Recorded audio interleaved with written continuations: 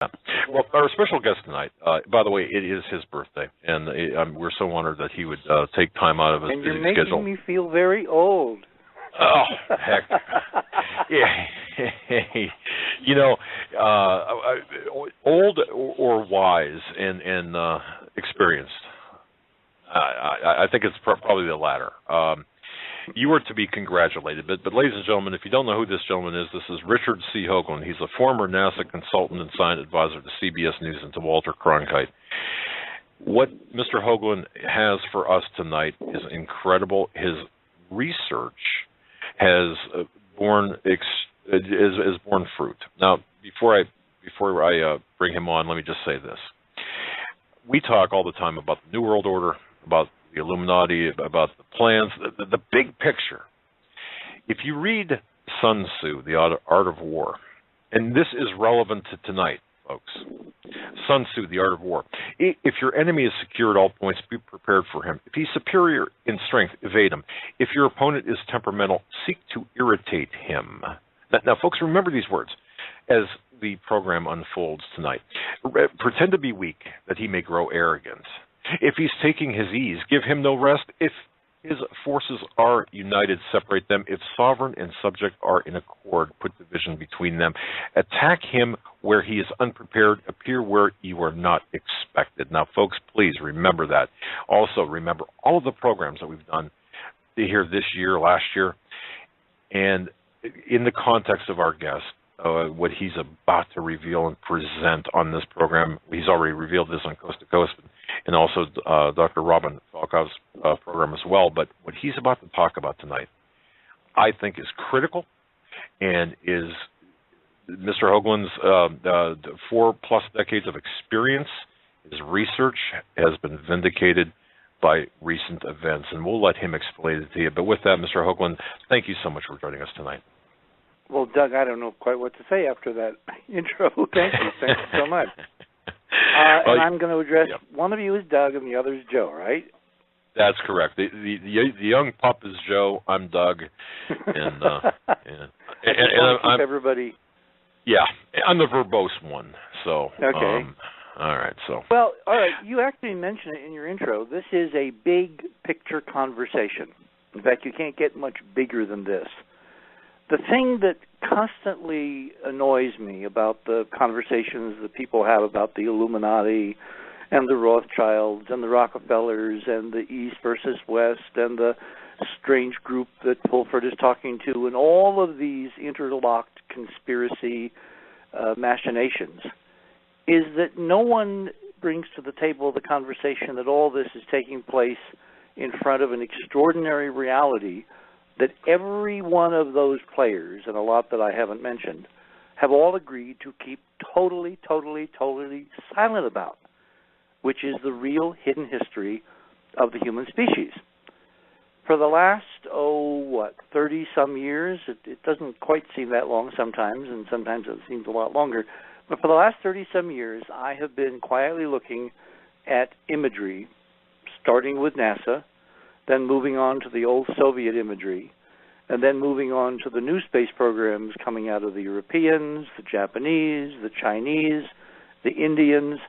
You know, we have a lot of spacefaring nations on this planet tonight, and all of them have had, for some time, the capability to basically blow the doors off the big picture, which is that from those 30 years of studying imagery from NASA, ESA, Japan, China, Russia, etc., I have put together a model as part of our enterprise family, because we have a number of associates who have also been working on this, people like Greg Aaron and many others. The model is that we are living in basically a set of ruins. There was a film many years ago with Katharine Hepburn, I think, called Love Among the Ruins. And in essence, Earth is love among the ruins. When we look out on these images that have been slowly leaking out of these space agencies against the official orders of the guys in charge, we see a developing picture of a stunning, super advanced extraterrestrial civilization that built stuff all over the solar system. And then something happened a long, long time ago, millions, tens of millions of years ago. The closest date that I can put on this solar system-wide catastrophe that changed everything is about 65 million years. Now, if that number is vaguely familiar, that's when the dinosaurs died. That's when the big asteroid supposedly crashed into the Earth and everything changed on the planet. Well, big picture, that's when everything changed in the solar system from a sparkling, vibrant, alive, and electric Type 2 civilization using the so-called Kardashev scale, which Michio Kaku has appropriated on many programs. Kardashev, back in the 60s, working under a brilliant Russian astrophysicist named Shklovsky, proposed there were three basic levels to civilization. Those that would control the energies of their planet, those that would control the energies of their star, and those that could control the energies of their entire galaxy. Now, if you look at some numbers, the steps between Type 1, Type 2, and Type 3 are like 10 to 100 billion. That's a huge set of jumps. According to Sagan, my old friend Carl Sagan, when he was assessing this in public many, many years ago, he said that on the Kardashev scale, we weren't even a Type 1 yet. We were about 0.7, meaning that we controlled energies approximately equivalent to that of a planet, but not quite.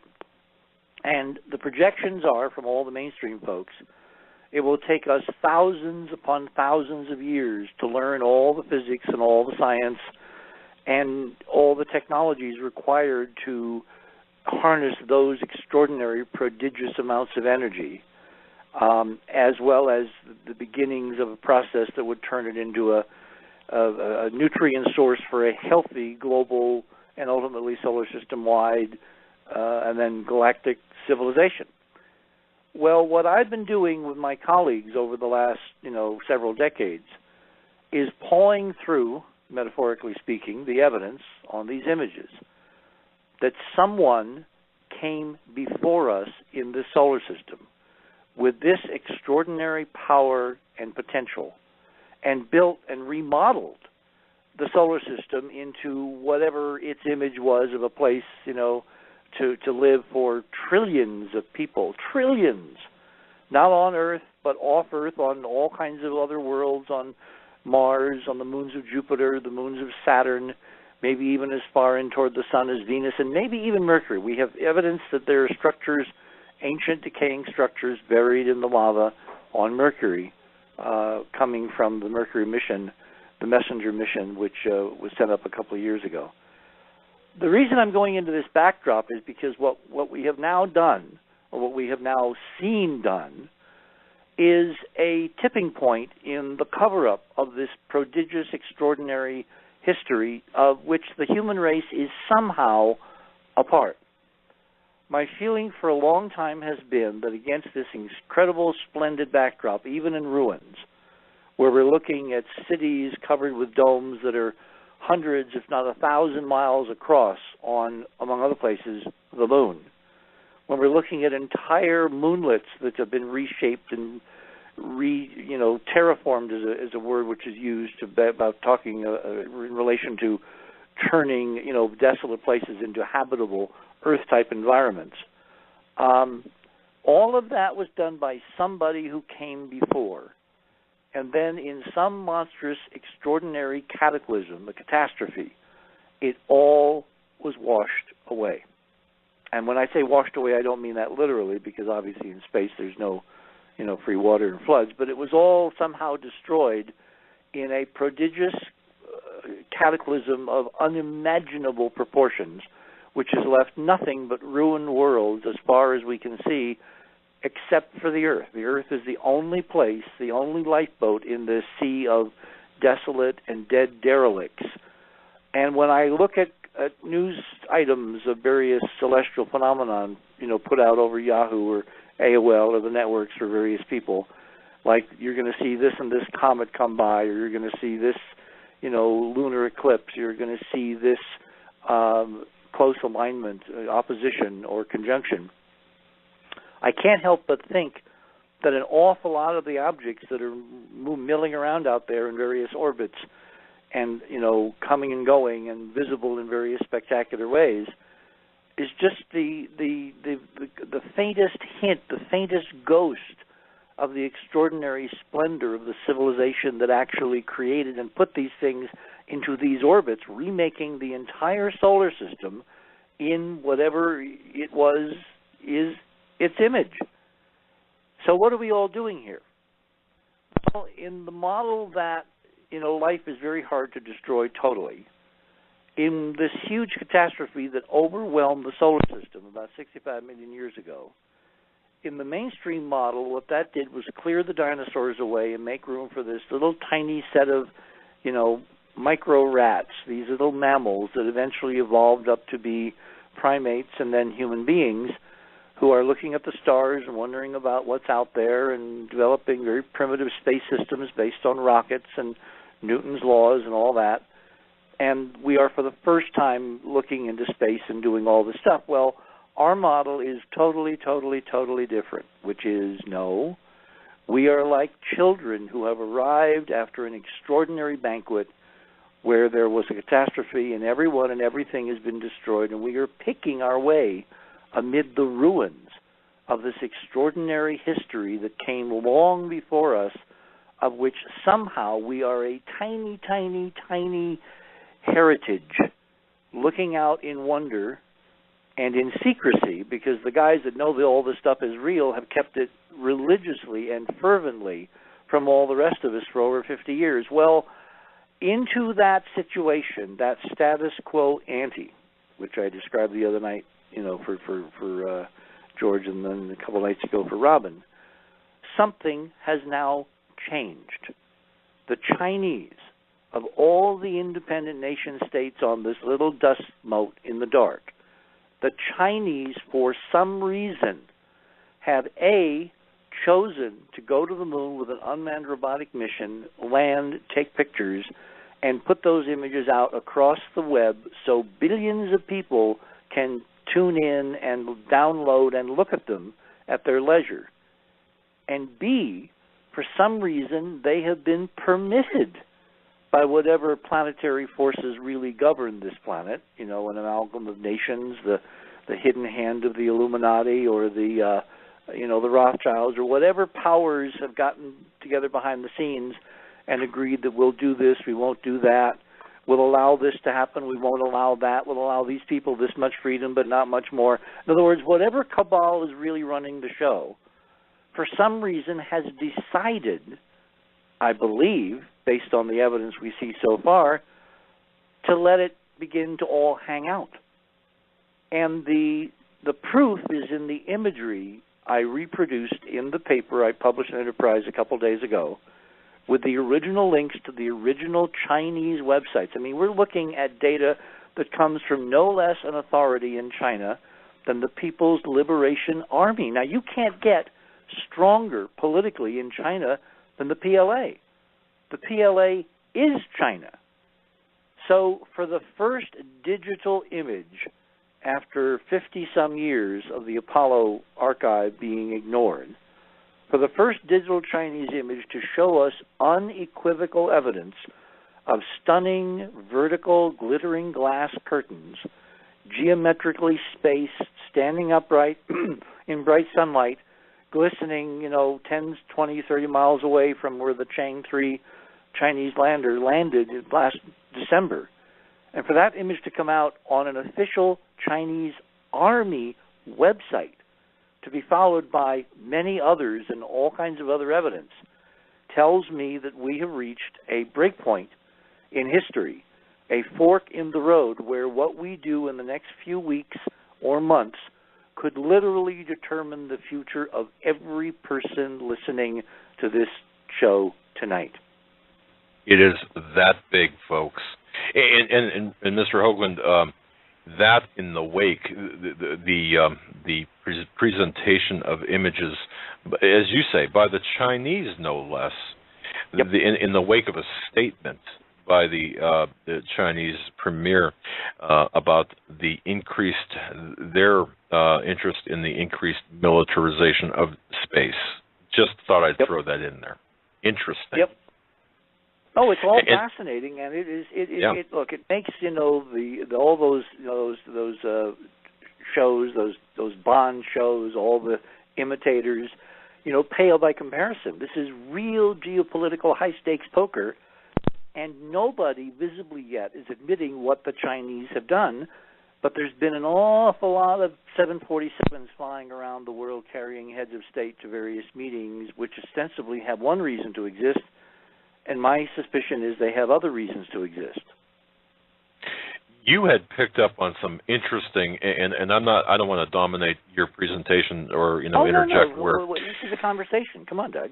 Okay. Well, I got to tell you, you had picked up on some very interesting, and as you point out, there are no the old saying, there's in politics and in world events, there are no such things as coincidences. FDR said it back 30 years, in the 1930s, which was about 70-some years ago. There are no such things in politics as coincidence. So when you see this happening, when you see this interesting trail of breadcrumbs being laid out there in a global environment of social media where at the speed of light, any peon, I'm speaking now looking at it from their point of view, can get access to information that would get you killed even just a few years ago.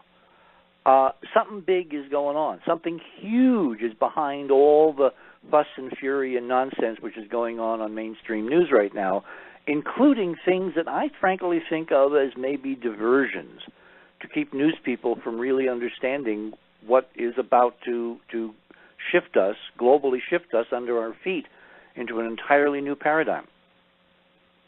Absolutely. And that's a hallmark, I suppose, of the powers, the globalist powers, is to keep us off kilter and make sure our gaze is affixed somewhere else as opposed to where it should be. But one of the things... go ahead. There's an old Mark Twain saying that I use time and time again, which is, when it's steamboat time, you steam. I have thought for decades that this moment, disclosure, which is a word which I really don't like, but we'll use it, meaning the unveiling, the apocalypse. Remember, the apocalypse doesn't mean disaster. It means enlightenment. It means knowledge. That the apocalypse would come circa 2012 when the physics of the solar system was right to allow in consciousness this kind of huge leap in understanding who we are, where we came from, and who our great ancestors were, and what we have to do to put it back together again. That you can't do that any old, Thursday. You have to wait for the universe literally to manifest the right energies, the right frequencies, the right background environment, talking in terms of HD physics, that would allow this political and consciousness transformation to proceed on this planet of primitives in a more or less stable fashion. And, then there's the Gallo cliche that I always quote, which is make no wine before it's time.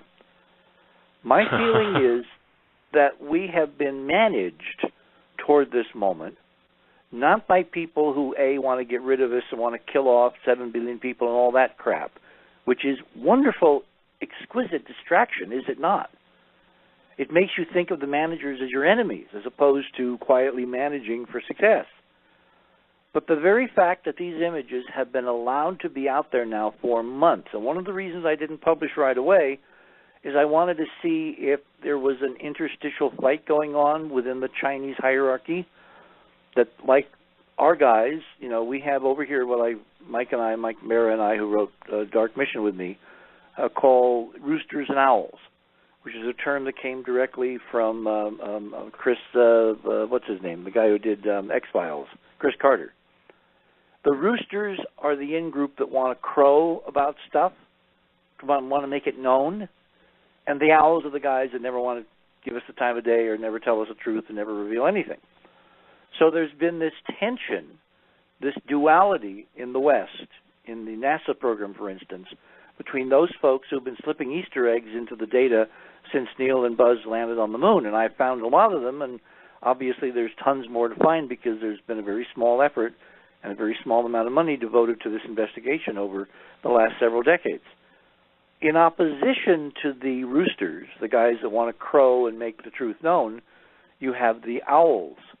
And I think Carter took these two animal, memes from the big owl that's in the middle of the Muir Woods as part of the Bohemian Grove ceremonies.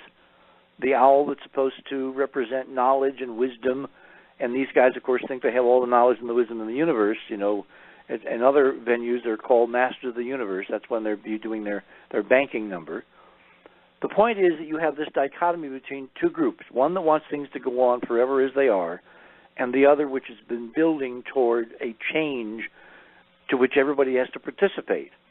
And those, we think, are the roosters. Well, it looks like we've got roosters and owls in China, because at the same time that the official imagery was being taken on the moon and sent to Earth and then replicated through various news organizations in China and then spread out around the world, what I do in the paper is point out, and obviously you can see this if you read it carefully, the execrable, awful quality in the first couple of weeks of the images the Chinese released of their stunning historical triumph.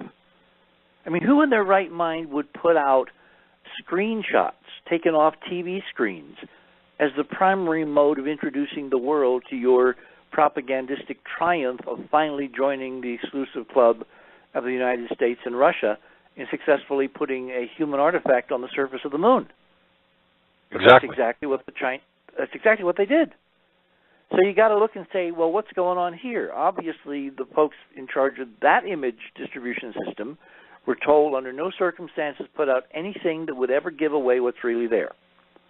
Completely undercut by someone or someone's high level in the Chinese army who put on December 22nd a stunning digital version of one of the Chang 3 images, and it was on that image that I was able to find, finally, an exquisite one-by-one comparison of the ancient crystalline lunar domes left by this extraordinary, powerful, and now extinct ET civilization millions of years ago to companion with what we see taken by the Apollo astronauts and their films, almost 50 years before. When you put them up side by side, which I've done in the paper, they're a match. They're an exquisite match. So you can't wish away, as some have tried to do, that we're looking at electronic glitches in the CCD cameras, or we're looking at noise, or we're looking at, fill well concentrations of electrons that didn't know where to go, and so simply splatter themselves across the lunar sky in these images as noise. None of that makes any sense when you simply compare side by side what the Chinese have given us, what the Apollo astronauts gave us 50 years apart, and see their identical ruins, even though they're located thousands of miles apart in different sections of the moon, because the Chang 3 mission landed in a place called Mare Imbrium, which no Apollo astronauts were able to get to, certainly at 44 north by 19.5 east. Such symbolism in the numbers. And Mr. Hoagland, allow me to say this. As an investigator of 28 years, I've been to court numerous times and having had to present evidence in court. You think I would get a jury with this? Yes. Yeah, unequivocally, yes.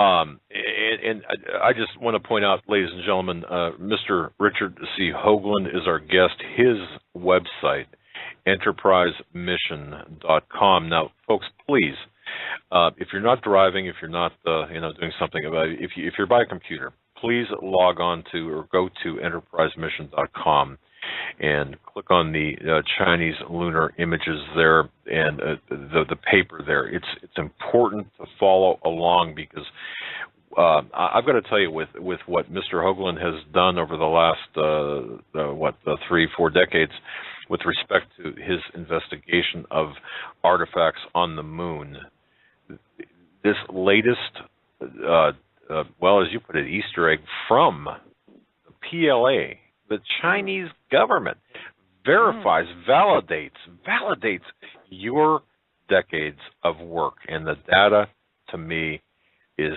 not only is you cannot really argue the data, nor can you argue with the symbolism connected to it, all of which, folks, is so important. Go ahead, Mr. Hoagland.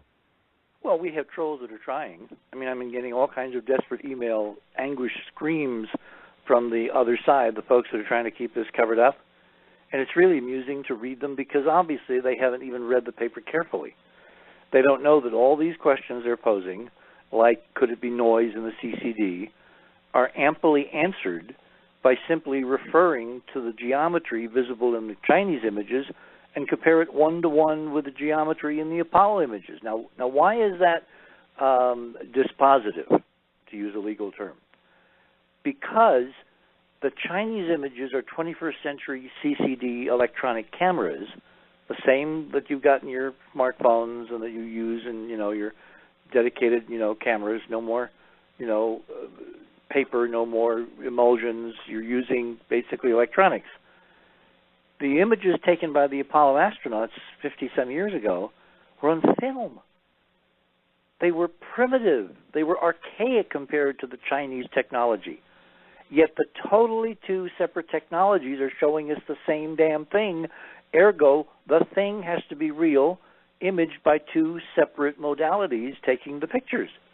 So all the critics who say we're looking at noise, they haven't a clue what they're talking about, because noise does not resonantly produce the same geometry spaced almost half a century apart on two radically different sections of the moon.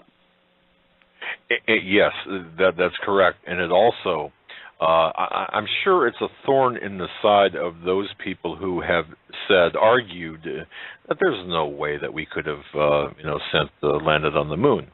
So, you've got... There you have now tripped over the next big thing about this. Because what the Chinese have done, remember, we're talking about the Chinese Communist government. We may have forgotten all the duck and cover drills and all the terrors inspired by the east-west polarity of the 50s and 60s and 70s, when we had two huge blocks, the free nations of the West and the communist nations of the East, arrayed against each other, ready to lob 50,000 warheads across the North Pole to obliterate each culture. But I'm old enough, given your intro, to remember duck and cover. And what is stunning to me is what the Chinese have done is to basically affirm, from a totally antagonistic governmental political perspective, that the West, the United States, did indeed land humans first on the moon 47 years ago, I think now, and took photographs of ancient ruins that were then quietly spread around through the culture, and some of them now are being archived on NASA's official sites, which means the Chinese, that antagonistic government, communist government to the so-called freedoms we enjoy in the West, has vindicated NASA's triumphant conquering of the moon, securing of this evidence, and then its censorship for 50 succeeding years. So in one stroke, they have vindicated, and they have basically accused NASA of the most extraordinary cover-up in human history. The never a straight answer agency, and we know of course, the symbolism that is steeped in NASA, and of course, this, dare I say, this Masonic-like club that exists within NASA, and of course, there are a lot of fine individuals that are part of NASA, but at the higher levels, there is something else going on. But I just find it amazing, the timing, and in addition to you being vindicated from your research, years of research of pointing out there are structures on the moon. Now we're looking, if I understand you correctly, and I've read the paper, and folks, please, enterprisemission.com, download the paper and click through the links. It's imperative that you do that. Don't just look at the pictures. And we've Mr. Hoagland, I got to tell you, I love our audience. We've got a pretty large, robust audience. But one thing about them is they are very intelligent. They're a cut above the normal audience, a big cut above the normal audience, and they can discern. They're just great in terms of really comprehending things. So this is why your broadcast tonight, in my view, is so important, because you're going to be connecting some dots that people have provided us over the last several months. Now you're going to be connecting them, because we're in a high-stakes game of international poker here, I believe, with China at the forefront. So go ahead and continue, sir. Well, I wanted to give people the geopolitical background, because if you don't understand the stage in which this play is being, acted upon, you won't understand what the stakes are and what the implications are and where we have to go. Because the last thing I want to see, and I'll say this right up front, is another space race. The Russians the other day published a very strange article out of RT, which is the one of the official Russian news agencies. And they basically claimed in this piece that the Russian Roscosmos, which is their equivalent of NASA, want to annex the moon. I mean, that was the exact term used, annex the moon to Russia. I mean, Putin has annexed the Crimea and is looking hungrily at the Ukraine, and now he wants to annex the moon? Well, obviously this has got to be code. The timing of this, in the midst of the terrestrial hoo-ha about, the Ukraine and what is Putin's objectives and all that, I almost think is carefully staged diversion to keep news people from really grappling with what the Chinese have done until it's too late to basically spoil the story, to spoil the developments that are going on behind the scenes. Like, for instance, I'll give you an example of more interesting weirdness that comes out of this. Months after the Chinese landing and the release of these images, and again, the Chinese have not held a press conference where they say officially, we found on the moon ancient artificial ruins built by somebody. No, they haven't done that. They've simply put the images out there, and if you don't know enough how to deal with them, how to handle them digitally, which we describe in the paper in great detail, you simply take these images into a program like Photoshop or PaintShop Pro or whatever, and you equalize them. And what that does is instruct the computer to make the lights darker and the darks lighter so that you get some kind of mid-range. And these crystalline ruins are so extensive and so visible that you don't have to do much in the computer to instantly make them visible. It's not like film. I mean, I really had to work with the film copies I was given leaked years ago to bring up what was in the darks, which is this, geometric glass type of redundant, repetitive structure.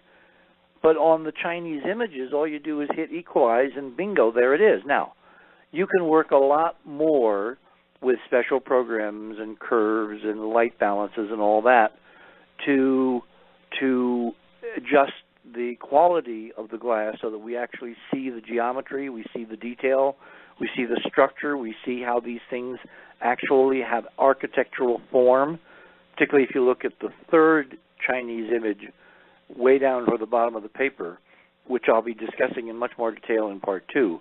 But I wanted to get enough of this on the record so people could see that we don't have just one shot or two shots. We have more than enough examples taken with 3 different cameras on the Chinese mission. 1 camera on the lander and 2 cameras on the rover. Each of them have sequentially taken images of these glass ruins. So again, you can't go back and fault the technology. You can't say, oh, it was that camera that was having a problem. No, because we got 3 separate cameras showing us the same thing. It's like we've got, 3 separate cameras electronic showing us what the film technology of the Apollo program was actually bringing back to Earth decades and decades before. So the reason this is all intriguing geopolitically is because we're obviously building towards something. I mean, if the Chinese were going to announce that they had found an ET civilization, it would be very simple, either up to now or from this point forward, to hold a press conference, put these pictures up as part of the Chinese government and say, this is what's there. They haven't done that. Why haven't they done that? Obviously, by putting these images out over the web, and making them available to researchers like myself and others, and to millions of people that are just going to look at them kind of curiously, and some of them may take instructions for working with them, and most of them won't have time and will not. What they've done is they've basically entrained the power of social media to spread this data so far and wide around the planet, copying, and when you download these images, download the website too. Save the website. There's very easy instructions both in Windows and Explorer and Firefox and Macs for how to save an entire website. Save the websites where you find these images, so that if someone in China suddenly wakes up and says, oh my God, we didn't want to do that, and they try to rewrite history, we have our own version of the Wayback Machine, so we can gently show them, no, you changed history, and this is what you actually put out there. Particularly with that December 22nd image on the Chinese People's Liberation Army website. I want everyone to save the website so that history cannot be rewritten later. The fact that they've allowed us to do this means that part of their strategy is to do exactly what I've just recommended. They want as many millions of copies of these images and these websites to be personally saved as possible, so that when push comes to shove, and if there is an announcement soon, the bad guys can't simply rewrite history and pretend it never happened. Because there are factions and splinters and different, infighting going on within these governments, various fiefdoms weighing for power against each other. So what I see here is a very brilliant Chinese strategy by some group, some faction in China, in the government, to basically get the data out there first, to get it copied by as many millions of people as will see it and download it, egged on by folks like me. And then the next phase will come when there is some kind of public discussion of what these Chinese images and other data really mean. While that's been going on, in parallel, what we have seen is a pattern of geopolitical visitations between the West and China and the Vatican, which I think is very, very appropriate to the level of discussion that ultimately has to take place around all this, which is, what are the religious implications? Because this does not come without huge, huge religious implications. To give you an example of this coincidence of timing, at the same time that Michelle Obama, the First Lady of the United States of America and the wife of the President of the United States, took her two daughters to China on a social, cultural trip, the President was going in the opposite direction several weeks ago, and he wound up in the Vatican meeting with Pope Francis. Now, it's interesting that the press around Michelle's trip said it was not, affairs of state at all. It was totally cultural. She was going to hang out with the First Lady of China. They were going to visit schools, museums, some historical centers, archaeological centers. They made their obligatory visit to the Great Wall, of course. But she was not going to be meeting with the president, the political, senior figure in the Chinese hierarchy. And then suddenly, the first day she gets to China, the president of China appears, and they both go into a room together, quietly. Now, question. Did she carry a note from Obama to the president of China vis-a-vis all this?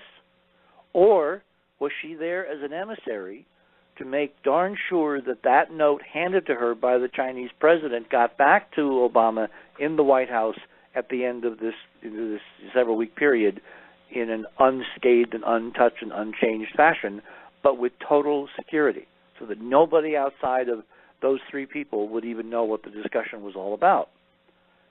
Meanwhile, in Vatican City, the president is meeting with the Pope, and as is customary in these cultural and ritual exchanges, they each had made up gifts for each other. The Pope, I guess, had some medals struck that were given to the president, and the president, in turn, had a small little wooden box made from timbers from the first Catholic cathedral in the United States a couple of hundred years ago in Baltimore. And in the box there were little velvet packages containing, according to Obama, on live television as he handed the package to the Pope, seeds, vegetable seeds of various species and varieties. And what was extraordinarily resonant to me, I mean, imagine how many vegetables there are on the earth. Got any idea, Doug? How many different varieties of edible vegetables there are?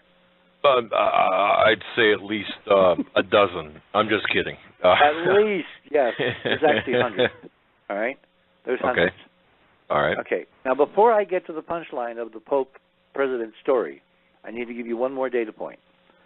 The Chinese have named their unmanned lander after the Chinese goddess of the moon, Chang. And if you read up, which you can do by going on the links that I put in the paper, the voluminous, literary efforts built around Chang and her scenario, her soap opera, how she got to the moon, how she became a goddess, et cetera, et cetera, et cetera. You'll notice in part of those stories there is a great discussion about her pet jade rabbit that she took with her. So in Chinese mythology, Chang, the moon goddess, lives on the moon in the moon palace, a crystalline moon palace. That sounds kind of interesting. With a jade rabbit. And what does the rabbit do all day? He's making up elixirs of immortality. In other words, he's doing advanced biology for how to keep Chang immortal if she ever someday comes back to Earth. Lots of multi-level loaded mythology and codes in that little story. So the prime hero of this Chinese set piece is Jade Rabbit, who has taken some of these images of the ancient lunar domes and is doing a lot more measurements that we'll get to probably toward the end of the 3 hours. So the president, flashing back to the Vatican, while Michelle is meeting quietly with the Chinese president half a world away, literally half a world away, the president's meeting with the Pope. He hands him this little wooden box made out of wood from the cathedral in Baltimore, inside of which are various garden vegetable seeds, and he holds up one packet, and he holds it out toward the Pope, and Obama says, and CNN's cameras are there to record it, "I think these are carrots." Interesting. And what do rabbits eat? Well, Bugs Bunny, carrots. What's up, Doc? Yeah. Yeah. So I see this as a tableau, a code being played out in public to where everybody who's in the know can look at this on CNN and realize this part of the plan is going forward the way it's supposed to go. In other words, if you are about to unveil on the totally unprepared mainstream human population of this planet that A, we're not alone, B, we've never been alone, C, we used to be part of some extraordinary civilization, D, I'm losing letters here, it ended in an incredible catastrophe, a war, and E, we're going to pick up the pieces and we're going to do it together, all of us. How would you go about preparing the planet for that kind of stunning shift in history? Very, very carefully. Indeed. And we know, just from history, and Mr. Hoagland, you're talking to a guy who had listened to you long ago, and hearing you explain the codes, the careful presentation of messages, perhaps wrapped up in things like commercials. I'm still going into Old Navy stores, by the way, and looking. Anyway, that's a story for another day. But you make a very good point here, because isn't this interesting how these messages are conveyed in very methodically, very carefully? Go ahead, sir.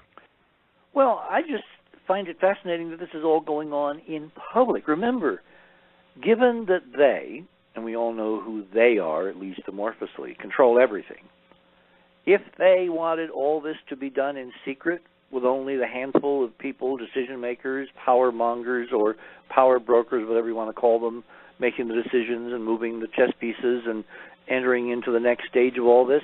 It could all be done totally in secret. We wouldn't have a clue. We wouldn't have any telltale images leaked out there. We wouldn't have any, codes being uttered on CNN that had to be translated. And for God's sake, they would not have landed their spacecraft at 19.5 degrees, which is a ringing, huge, enormously redundant clarion call that the physics we've been looking at is real. It is what is going to determine the future of civilization, and the Chinese are proclaiming by landing there secretly, unannounced, just suddenly setting down that morning on December the 14th, that's the conversation we're going to be having, regardless of who along the way doesn't want to have the conversation.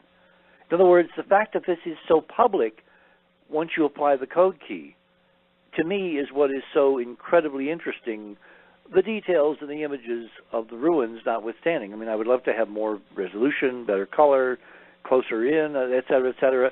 But what we got is enough to turn the tables and change everything. Precisely.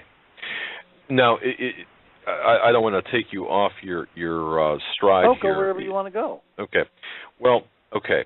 So the Chinese enter the space initiative. They launch this. They have a successful landing on the moon. Why 19.5? Well, hang on. Sure. This didn't just happen by accident. They've been planning this for decades.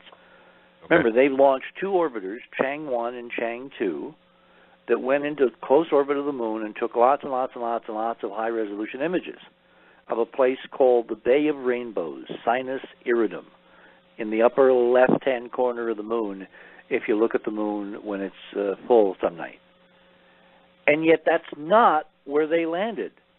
They landed to the east of that area that they had intensively mapped, set down unannounced, changing their mission plan on the fly so that they did not telegraph to anybody that they were really going to go for the gold. But they put a telltale on the Chinese media website, which was basically the home page of the Chang 3 mission. They put two tetrahedra on their website months before the launch, which was a giveaway to somebody in the know that this is what they were planning. And I described the background of that in the papers, so you don't have to remember it. The point is, this is not something somebody just thought up 3 days ago. This is part of a very careful, long-term strategy, I believe, to basically disclose who we are to who we are, and in the not-too-distant future. I'm looking maybe at months, maybe a year, certainly not another decade, and it's all going to happen, I think, because of the way the physics works and the rituals that we've decoded have worked between now and the election of 2016 in terms of the United States. So the fall of 2016, I think, is going to be when this really comes to a head, and we'll be in the middle of a presidential election, and won't that be interesting to see how various candidates sort out something which is not even on their radar, except maybe for one. There's one potential candidate who has a background equal to tackling this, because that candidate has been prepared in meetings going back decades that I and others have documented. And I'll give you three guesses who that candidate is. Ross Perot. No, I'm kidding around.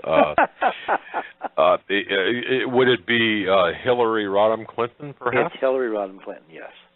Yes. Because both she and Bill, courtesy of Lawrence Rockefeller, had lots and lots and lots of briefings at the ranch, at Rockefeller's ranch in Wyoming, before Bill even ran for the presidency. And there's a guy named Cameron, who you may or may not know, who has tracked very carefully the role of various presidents and presidential administrations in the so-called cover-up and disclosure controversy. You know, discussing mainly the UFO thing, which I frankly think is somewhat of a blind alley. I think there's an awful lot of manipulation in the UFO field that will allow us to never come to a straight answer. That's the beauty of ruins. Ruins stand still. Ruins contain libraries. Ruins contain technology. Ruins contain machine. Ruins contain secrets that you don't have to depend on someone telling you the truth. You just have to do your analysis correctly, and that will tell you the truth. Who they were, how old they were, our relationship to them. I mean, the stunning breakthroughs available in one library, accessible if the Chinese can find it and bring it back to Earth, in the form of crystalline technology or something like chips or, kind of a second cousin to the stuff that we use to store information. There's only so many limited ways to store information in the universe, so that we're going to find it and we'll decode it and we'll translate it. And can you imagine someday seeing video from this civilization when it was brand new and those star scrapers were extending up 20, 30, 40 miles above the moon's surface? Wow. Yeah. It would be difficult to really comprehend what you're saying. But look at the pictures. Wow. Well, exactly. Just so our audience, everybody's kind of up to speed here, folks. Mr. Hoagland, of course, if you go to enterprisemission.com, I recommend doing that. Certainly look at it's right on the top of the site. Go in and study the paper on the Chinese moon landing. Yeah, there's a banner at the top of Enterprise called "What Did the Chinese Really Discover on the Moon?" Click on that banner, which is an actual photograph leaked by the Chinese of these stunning glass-like skyscrapers arrayed all along the northeast horizon from the Chang landing site. And you simply click on that banner and it takes you to the paper. And then you read, and you look at the links, and you think about it a lot. And you go back and you read some more, and you look at more links. This is big. This is huge. This is a breakthrough in the 30-plus years of this investigation. And just to be clear, folks, when I said that to me, and looking at this from an investigative perspective, this really is vindication of Mr. Hoagland's assertions for the last, well, at least for the last 15 years I've been following him, maybe 20, that there are artificial structures on the moon. And now, one of the questions that I'm sure people have, for example, and this is probably because of not really understanding the physics of things. Why glass? I mean, of all things, why glass? Well, for one thing, glass makes up the majority of the surface composition of most terrestrial planets. Silicon and oxygen in combination produce glass, right? Silicon dioxide. The percentage of silicon and oxygen in the Earth's crust and in the moon's crust is overwhelming. So if you're going to build something, you want to use the material which is most available. Now, it turns out that glass has other properties in a vacuum that is extremely beneficial. If you dope it correctly, if you alloy it correctly with other materials like metals, you can get glasses that fluoresce, glasses that screen ultraviolet, glasses that limit the amount of radiation that you would, experience if you were inside them. If you make it properly, there are certain kinds of glass that I have been sniffing around in the DARPA community and getting nothing but turndowns, very cold turndowns for a decade or more, that literally would be self-healing. In other words, you punch a hole in the glass, and like a biological system, the wound actually closes around the hole, the rupture, automatically. And this is a combination of the material science of glass and a judicious application of some of the physics that we have been discussing, the HD torsion field physics. The point is that to have something which is still there after millions and millions and millions of years under micrometeorite bombardment, because the moon's surface is basically nakedly exposed to space. There's no atmosphere, there's no magnetic field, there's no radiation shield, there's no nothing. So anything sticking up on the surface of the moon is going to be ground down inevitably to a little, level surface, given the background micrometeorite abrasion that has gone on for millions and millions of years. So to have these things stunningly standing erect, even if their tops are obviously broken off and destroyed, means that they're made of something really, really special. And the material science alone, if we or the Chinese or the Russians or anybody could go and bring back a chunk of this stuff and analyze it in a laboratory, who knows what kind of extraordinary technological developments would come from simply analyzing a piece of these ancient crystalline domes. Wow. That's an incredible thought, or indeed. Now, you had mentioned, so material of course, science is where most advances in science and engineering come from. We're right. not really any smarter than our ancestors, but the reason that we can go from here to Sydney in less than 24 hours is because heat-resistant steels and alloys, in jet engines that allow you to have, a continuous several thousand-degree flame for hours and hours and hours in a jet engine to push you halfway around the planet in an airplane. Without those materials advances, you would not be going to and from Australia except by boat.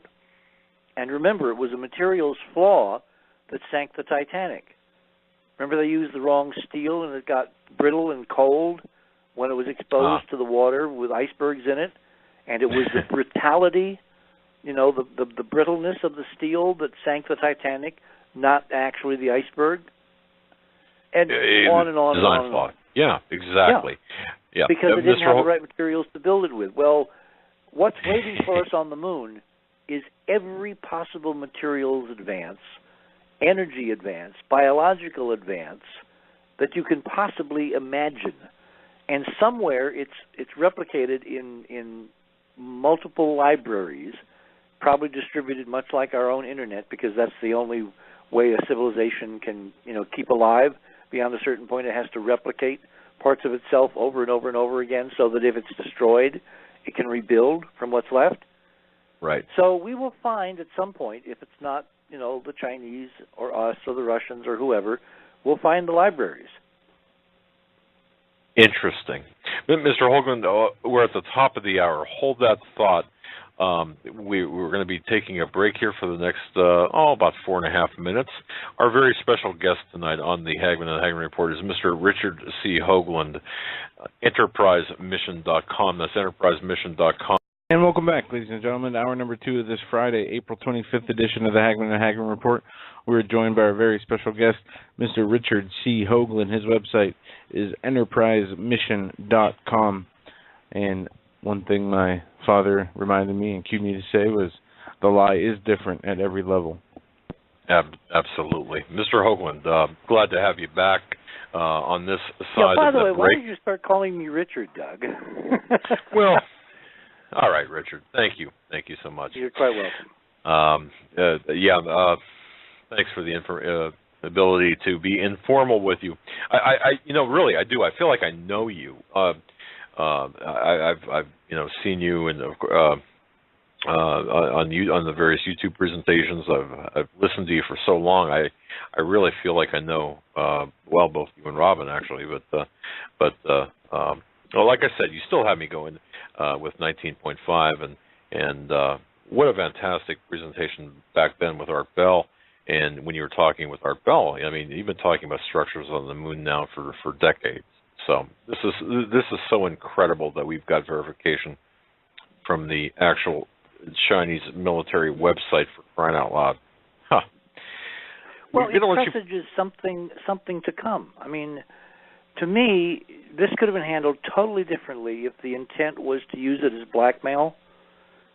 For instance, let's say in the TPP discussions, the Chinese want something more, and they want to use levers to achieve that in negotiating the details of the treaty. Normally, you wouldn't put something this incendiary out in public. You would have a meeting, ambassador to ambassador probably.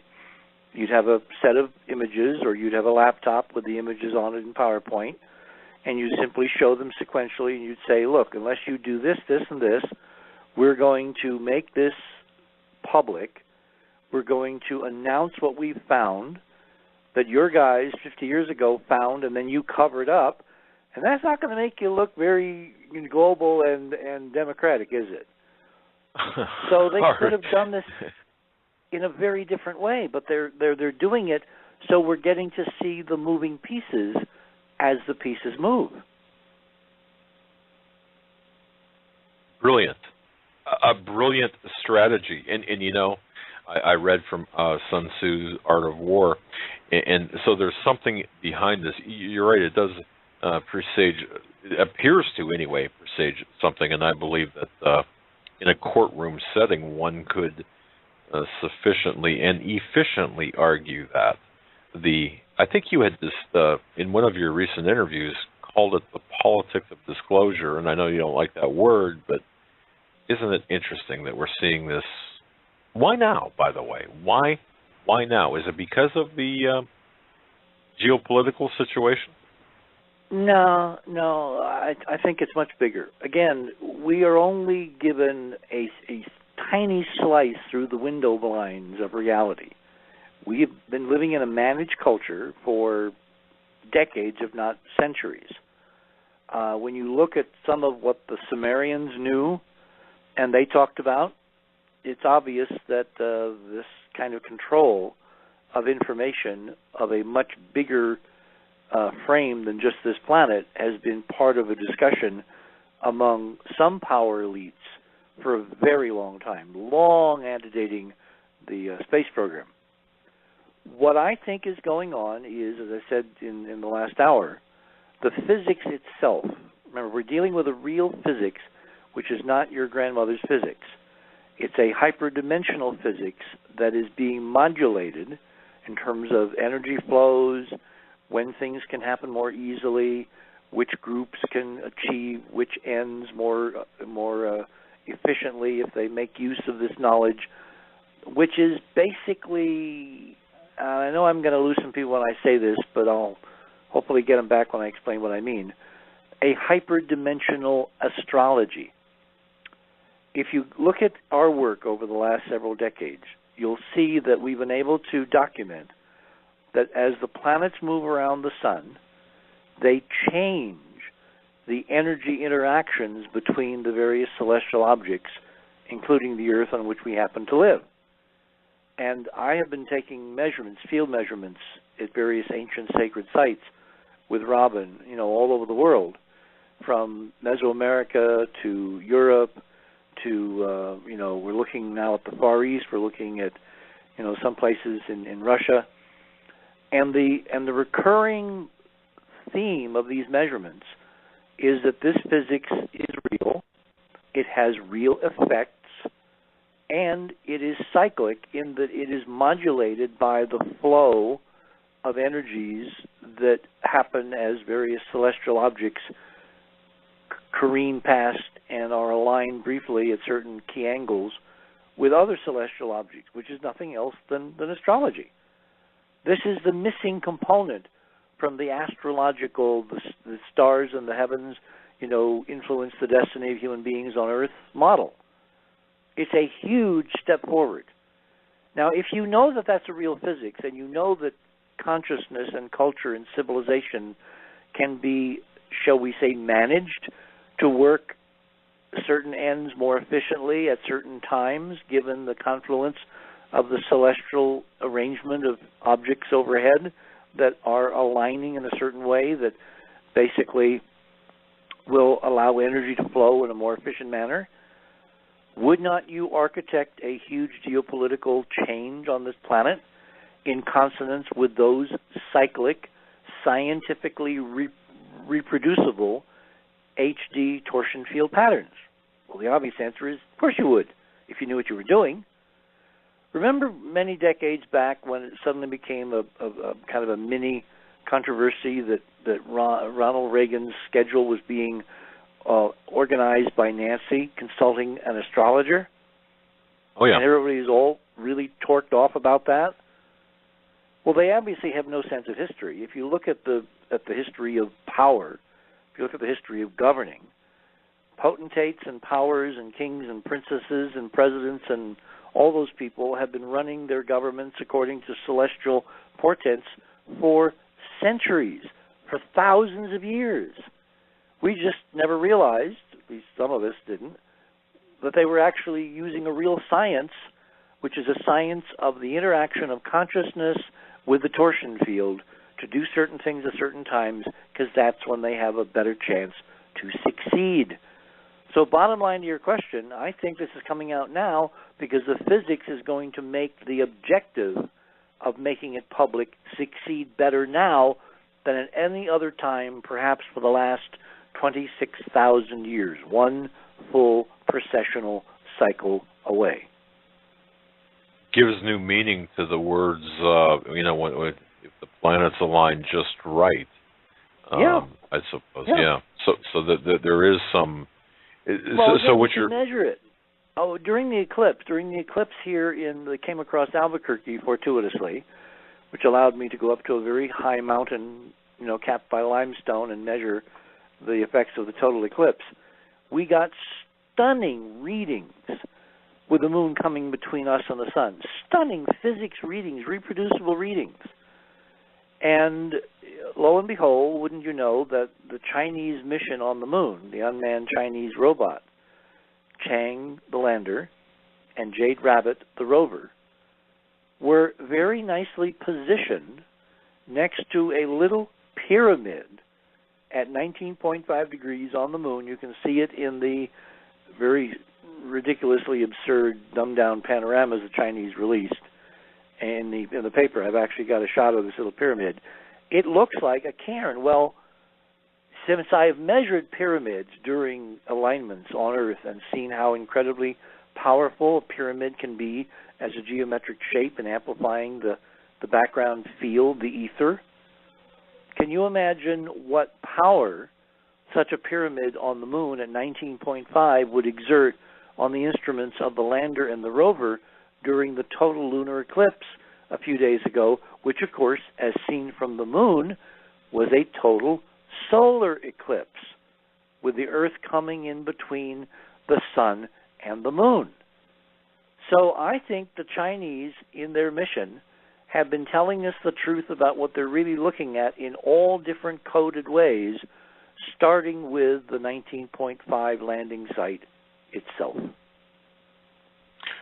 Wasn't there, Richard, another component to that landing site in addition to the 19.5? Wasn't there, I don't know, a 44-degree...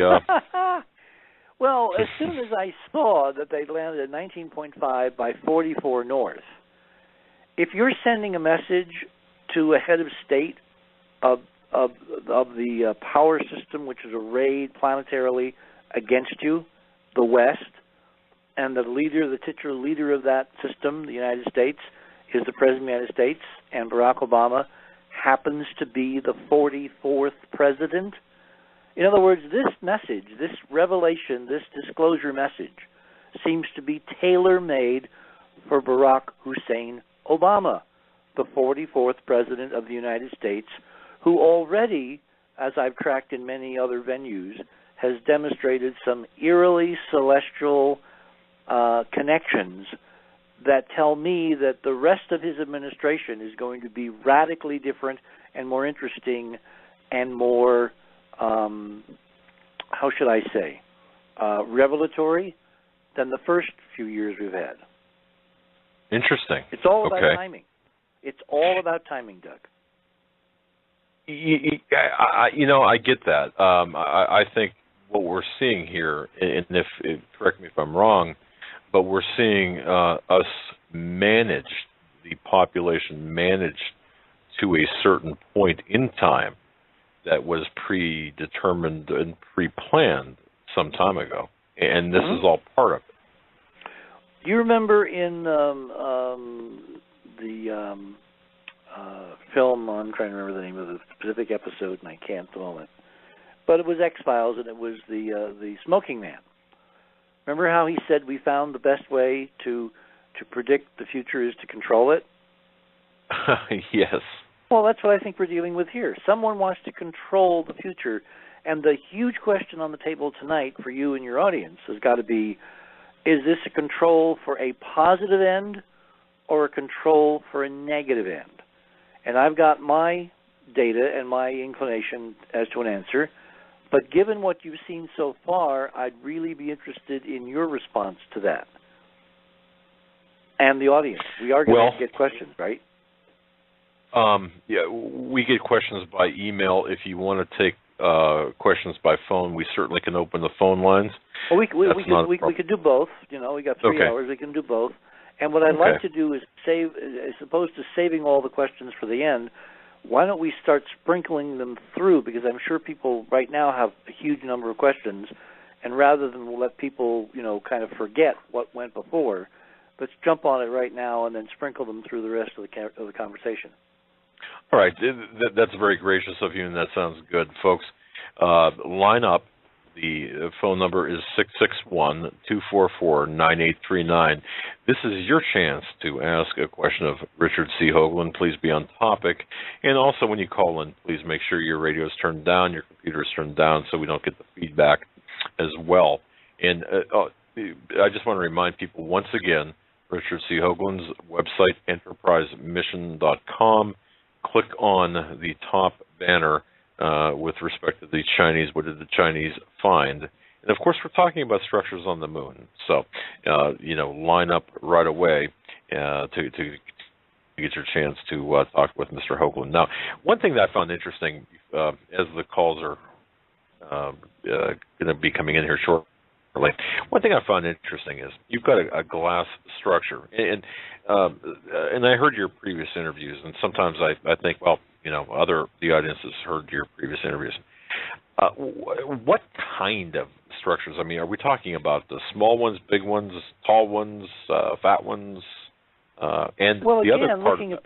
Looking at the images, the biggest structure seems to be a multi-leveled, intricately architecturally engineered array that I would loosely call a dome. Although when you think of a dome in science fiction parlance, you usually think of an inverted salad bowl, turned upside down with people living under it. But in fact, a really living arcology on the moon, which is a term that I borrowed from Paolo Soleri from the 1960s, which basically is an entire city englobed in architecture. So you could imagine New York or Los Angeles or Rome or Moscow in a structure that was enclosed against the outside environment. On the moon, such an environment is essential because the moon's gravity is so small that unless you have some kind of a lid, a dome, a structure with volume, the air simply leaks away. Now, it doesn't leak away all that fast. The moon actually, if you were to give the moon an atmosphere, if I remember my numbers correctly, it wouldn't leak away to the point where you couldn't breathe anymore for something like 2,000 years. Now, 2,000 years sounds like a long time, right? But in the history of a technological civilization, it's a blink of an eye. So obviously, as opposed to terraforming the moon, that is making it, like Earth, where you could walk around outside without any lid, without any domes, without any glass, for a variety of reasons, the architects chose to build very complex mega structures, and we're talking miles high and hundreds or thousands of miles wide, being covered on the surface. And on the side we can see, the near side of the moon, those ancient cities under their domes, which I think corresponds to the dark seas, the so-called Maria, have all been destroyed. And all we're looking at now are remnants of ghostly glass, which has so many interlocking connections that even whatever energies destroyed most of the foundations and the structures on the surface have left huge amounts of material in the sky, like gridwork, like girders, like glass architectural engineering constructs that are scattering sunlight and are faintly visible to cameras that we humans have just recently taken descending to the moon. The amount of lunar landscape that had been terraformed, that had been modified, which had been, shall we say, created to allow civilizations to exist, people to exist in structures and malls and all the usual things we think of when we think of modern civilization. It is just awe-inspiring, the amount of surface area of the moon which appears to have been modified to allow this to take place. And the moon, of course, is only a small object, 2,000 miles across, orbiting this planet. We've looked now at a lot of data from other parts of the solar system, as I said, from Mercury all the way out to Pluto, or at least to Neptune. We haven't gotten to Pluto yet. The New Horizons mission will get there in a couple of years. And we're seeing evidence of this modification of natural objects over and over and over again. Like a number of these comets that come by, I don't think are icebergs at all. I think they're derelict, huge island city platforms or spacecraft that are basically leaking out vital fluids, former atmosphere, oxygen, CO2, when they get warmed by the sun, because they're part of a vast infrastructure that was orbiting the sun as separate objects, a la the work of Freeman Dyson, as opposed to a planet with a civilization living on its exterior, such as we currently are experiencing now.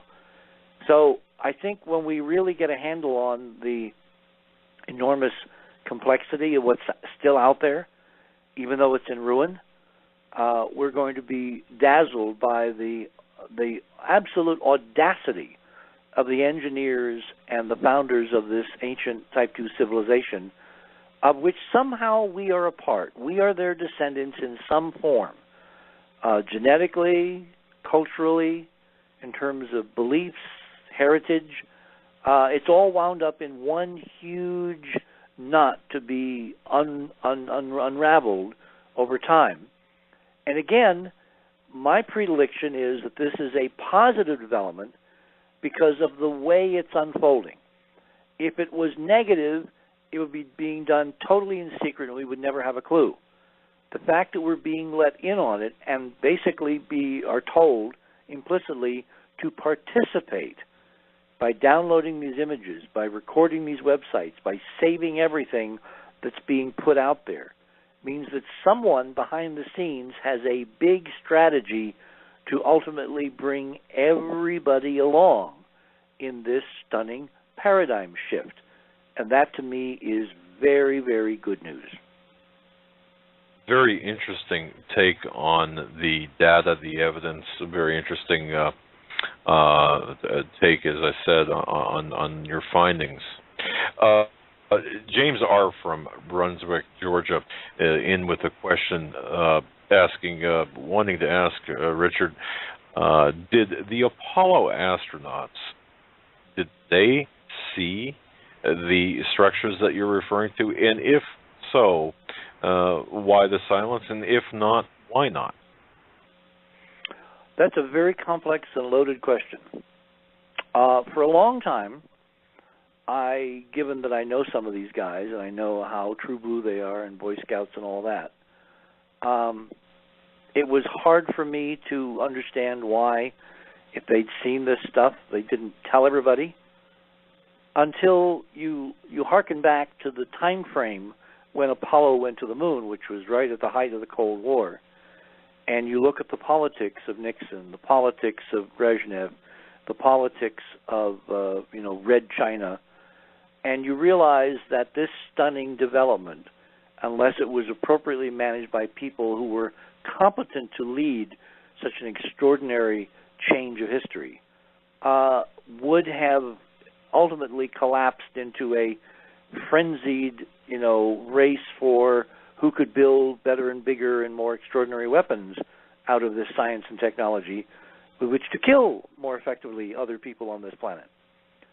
I think that Kennedy and Khrushchev were trying to architect, and I've argued this with data in Dark Mission, that Kennedy, from the moment he walked into the Oval Office, particularly now through the words of his chief advisor and consigliere, Ted Sorensen, who wrote this book, which I recommend everybody, called Counselor, which is an inside, behind-the-scenes look at the Kennedy years and what he was doing and how he made it to the presidency and what his objectives were.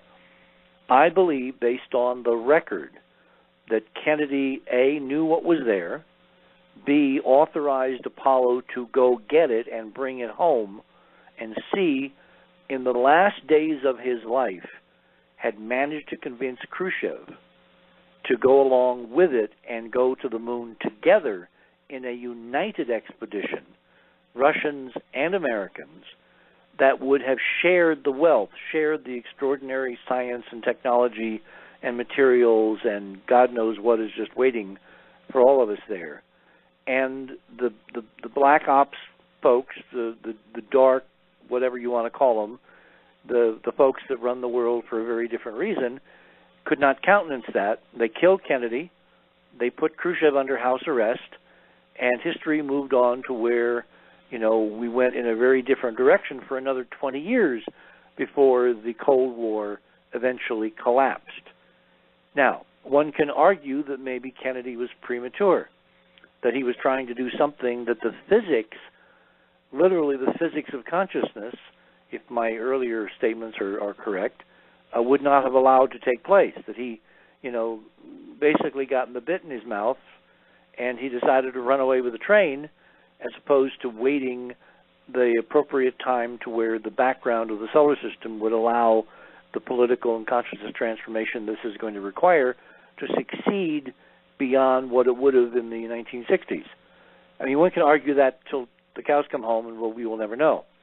The fact of the matter is that I have now been seeing for at least the beginnings of the Obama administration things being put together in a set piece, in a pattern that indicates to me that this is going to be tried again. And this time it will succeed. And this was long before the Chinese made their move. So when I see the Chinese landing at 19.5 by 44 north, it's like a message to the heir apparent of John Kennedy, Barack Hussein Obama. It's now time. Now, why do I call Obama an heir apparent to Kennedy? Because, unbeknownst to most folks, except maybe me, one of the key people up until his untimely death a couple, 3 years ago, that Obama was very closely consulting with on all kinds of interesting questions, was none other than Ted Sorensen. That is not generally known, but it is easily proven. Once, you know, you let it out of the bag, just go and Google, and you will see they had meetings, they had consultations, they exchanged correspondence.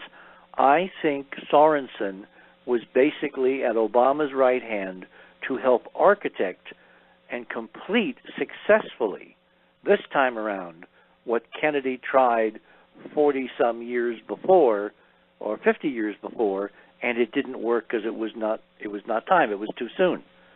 That's a speculation. Admittedly, I have evidence. I don't have, you know, ultimately compelling proof, but I've got a lot of evidence that lines up that I should not have been, and I was not, to see 44 tacked onto this Chinese landing, because that to me was a sign to Obama from the Chinese, it's now your turn. Very interesting. And Richard, I've done programs, we've done programs talking about these hidden messages or these subtle messages like that, the numbers, the cutesy code sometimes that appears.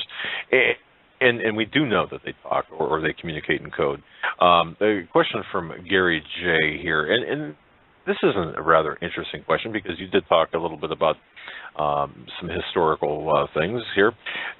He writes this: my question for Mr. Hoagland is, what information did the Third Reich ever find out, if anything, about the moon specifically, and or space in general? And he asked this because they were the most, obviously, technologically, at least in his view, advanced at the time, given during that time period. Well, that raises, I mean, another excellent question. You're right about your audience. They're really thinking. This is not a simple answer. We have to go back some decades to the end of World War II and look where we were as a planet at the end of that incredible conflict and why the conflict arose. It's been my position, and I've had interesting arguments with Joseph Farrell. You ever had Joseph Farrell on your show? No, not at all. Oh, you should. Oh, you absolutely should. Joseph is a Oxford PhD in theology, which makes him, of course, appropriately backgrounded to begin to look at this big stuff. But he also has a real physics bent. In another life, he would have been a physicist as opposed to a theologian. And he's written a series of books about what's happened during the Nazi years and afterwards. And another gentleman who you should have on the show to talk about some of this is a guy named Richard Dolan, who is an academic from the East Coast, who has basically conceived a thesis which he calls the breakaway civilization hypothesis, which is that the amalgam of old Nazi elements and new plants in various governments around the world, particularly in the West, the so-called West, Europe and the United States, have created a situation where following the war and the top-secret military industrial developments that Hitler was pursuing through certain projects, certain really black ops projects, particularly in Czechoslovakia at the end of the war, under a general whose name escapes me at the moment. It'll come back to me. This general, who was masterminding a whole series of really exotic Nazi physics and engineering experiments, appears to have been on the verge, if not actually have achieved, the cracking of the anti-gravity problem. We've all heard of the Nazi bell, which is part of this story, and there have been leaks with the collapse of the archives around the old Soviet Union, and the fact that various governments like Poland and Czechoslovakia and others have made their archives available to researchers.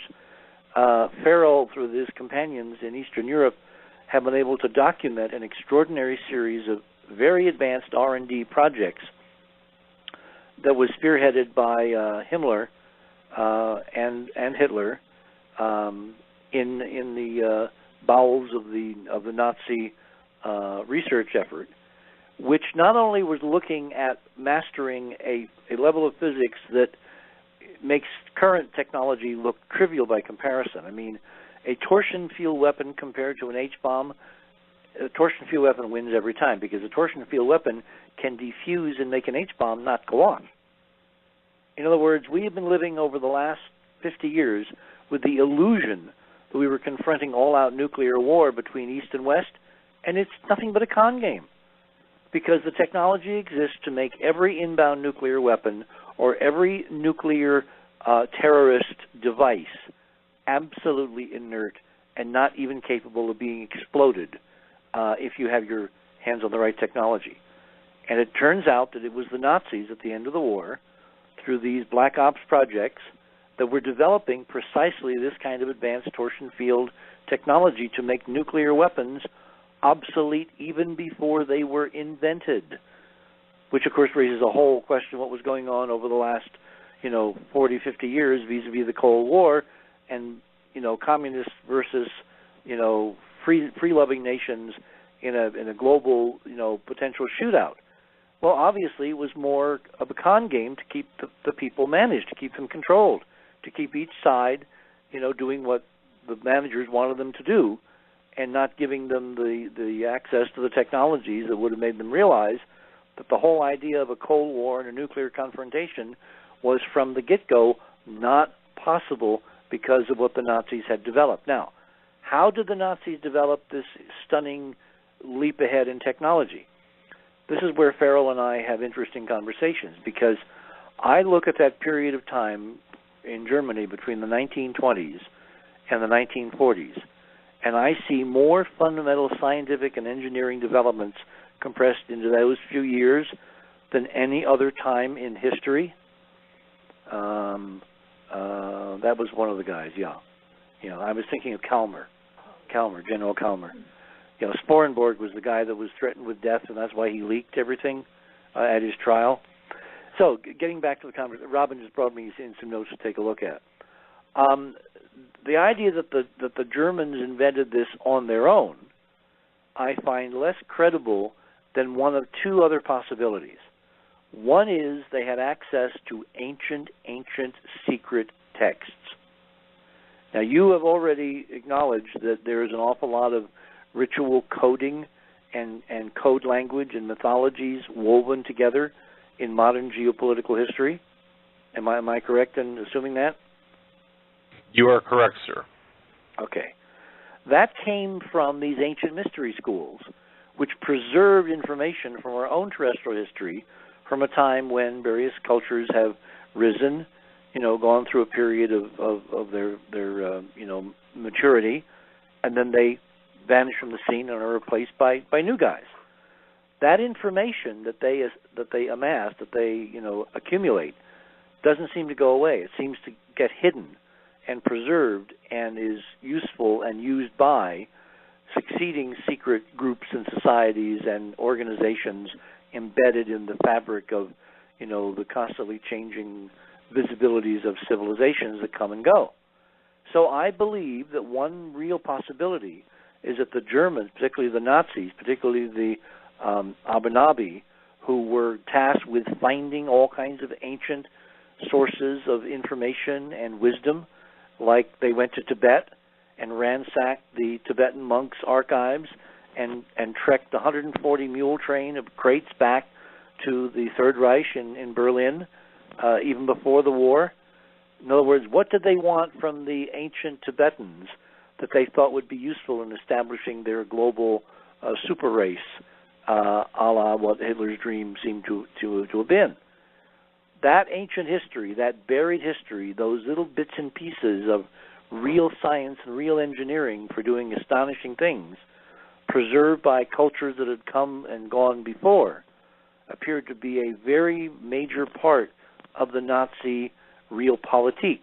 In other words, they made no bones about the fact that they didn't know everything, but they were going to go and find from those who had and carefully stored it away what they didn't know, and they would fill in the gaps, and they would become the super race by doing all of that. The other possibility, which is not an either-or, it actually goes hand in hand with this, is that members of a real extraterrestrial civilization still remaining from those ancient days have been part of this solar system's history at some low level for a very, very, very long time. In other words, members of the family, not aliens, but ETs, human beings, who were part of this much more ancient civilization and who basically were tasked with overseeing developments, monitoring the developments of the primitive cousins who still live here among the ruins, to see that they don't get into trouble or they don't learn too much too soon. Because can you imagine unleashing us primitive idiots into the galaxy armed with torsion field weapons among civilizations that eschew that kind of naked violence and territorial scheming and all the other ridiculous things humans have been known to do? So it would seem that one of these two paths, or maybe both, that the Nazis had access to ancient history, or they had access to folks from off-world who, for whatever reason, basically gave them information they were not supposed to have.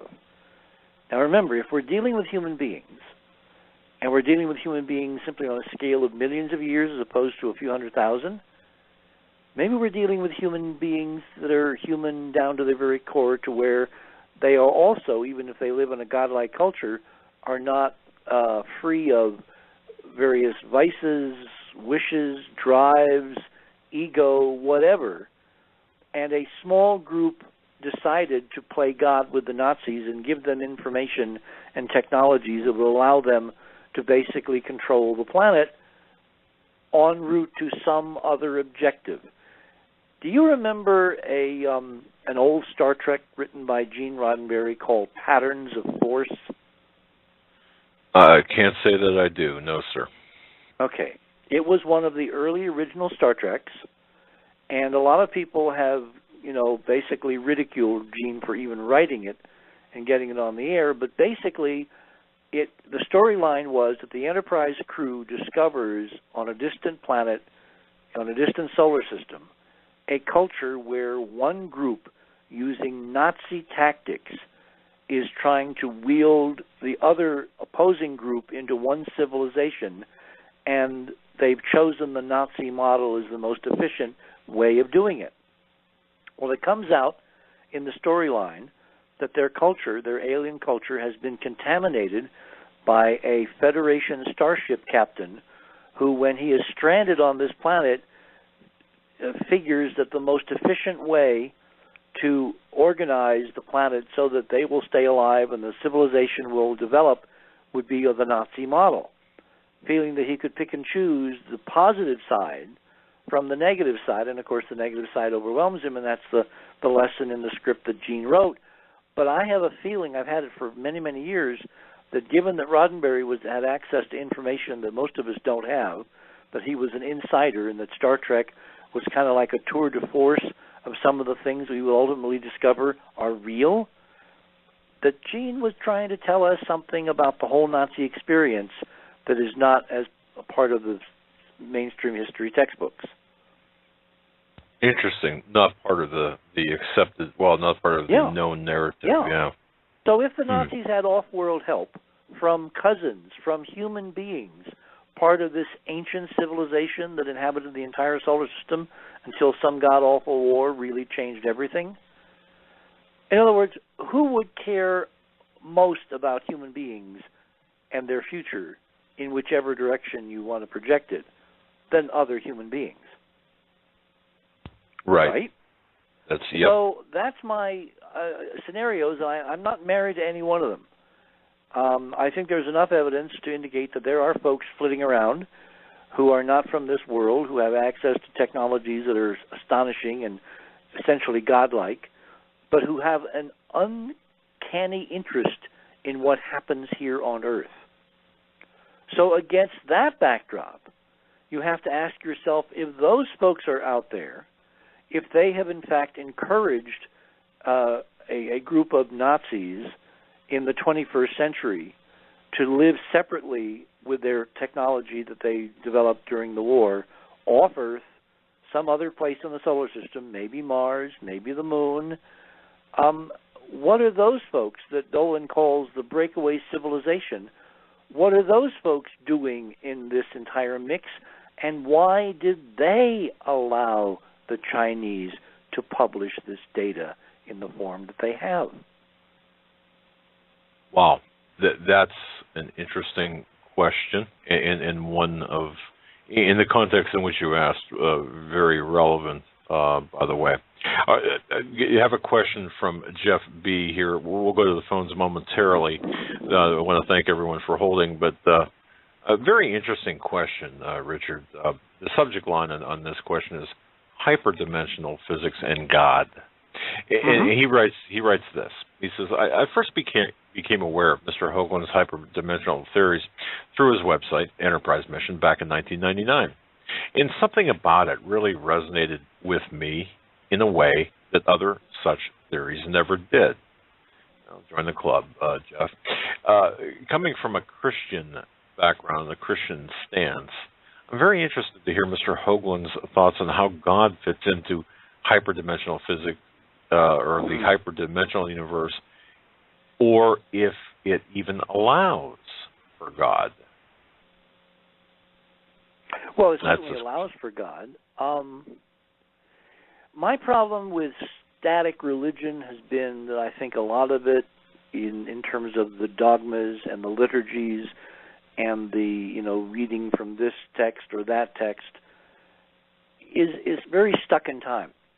It's like if you don't understand the context when these documents were first created, if you don't understand the technological, the environmental, the cultural, the social, if you are projecting from, let's say, the 19th century or the 18th century to when the various books of the Bible or the Torah were written and by whom they were written, you get to some different places than the conventional mainstream interpretation. In other words, to me, God is ineffable, and the stories are written by human beings of events that were created by human beings, although they may have been human beings who had capabilities and powers and talents that are totally unknown to the current human race. In other words, I'm thinking, and a lot of people are going to be upset when I say this, but I'm thinking that the huge cliff between the stunning, extraordinary, multi-planet, globally, solar system-wide civilization that I'm talking about, the Type 2, and now, is basically the description of the fall. That when that culture went up in flames and incredible catastrophic things happened in the heavens, the celestial war, the cosmic war that we see in Revelation, but I always thought should have been at the beginning of the book, before Genesis, because there are two Genesis in Genesis. I've always thought that, when I say always, I mean for a long time, that basically what that is an abridged metaphorical description of our real extraordinary history, with God kind of moving in the dark for people that know more than those who are simply attracted by the words and take everything literally. There's a huge amount of metaphorical comparison and leaping off in our ancient sacred texts, not just the Bible, but in the Hindu texts, in the Sumerian texts, in the Egyptian texts. The farther back in time you go, the more uncertain the interpretation is, which is a indication to me that we don't have the proper context, that we're projecting a pastoral, pre-technological civilization on the folks, for instance, who wrote the Torah, when in fact they were extraordinarily advanced and encoded in those first 5 books the fundamentals of hyperdimensional physics, which can now be decoded for a 21st century application. And the guy who's been leading the research on this is a guy named Stan Tenen, who is a very observant Jew who I believe is living now in Northern California. He was living in Massachusetts, but I think he's now moved to Northern California. He has a website called themeru.org for anybody who really wants to see a much bigger backdrop to things that we have believed and taken seriously all our lives. Meru.org is a good place to start, because what Stan has done is decoded some of the early Old Testament, and lo and behold, we find a hyperdimensional set of clues and numbers and connections embedded in the very description of Genesis. Wow. Well, it's a double we one. have... Okay. You want to continue with that? Or, I want to just remind our audience, because there will be... our audience is Christian, primarily Christian audience, with few exceptions, but we approach things from a Christian point of view. Now, having said that, we've had authors such as Tom Horn, Chris Putnam, Steve Quayle on, and I think you had even mentioned referenced Steve Quayle with respect to the structures on the moon, given their size. Well, yeah, let's stop there. Quayle has been doing an extraordinary amount of work on giants, right? Correct. Who were the giants? Well, Nephilim, yeah. Right. But who were they? Good. Okay. Well, let me. I think they are our ancestors. The stuff okay. we have found in various parts of the solar system is big, made for big guys. The physics, if you get into the details of the hyperdimensional torsion field physics, the physics determines biology. The physics determines species size, depending upon how it modulates up and down. If you have a solar system going along with a certain level of, shall we say, connection to the physics, and then you wind up destroying more than a couple of worlds in a interplanetary war, the likes of which we can't even imagine given the energies that were used and the horrendous effects that would have generated. Once you have pulverized and ejected from the solar system the mass of those planets, the entire physics of the solar system changes to where, yeah, you may have the same genetic code, and you may have the same consciousness, and you may have the same connection to humanity of before, but you're not going to be the same physical size, because the energies, the HD torsion field energies coursing through you and other species in this new solar system will not be adequate to the energies of the old solar system, because somebody went and stupidly knocked off a couple of planets and destroyed them and changed the entire angular momentum equation, which drives this level of the physics.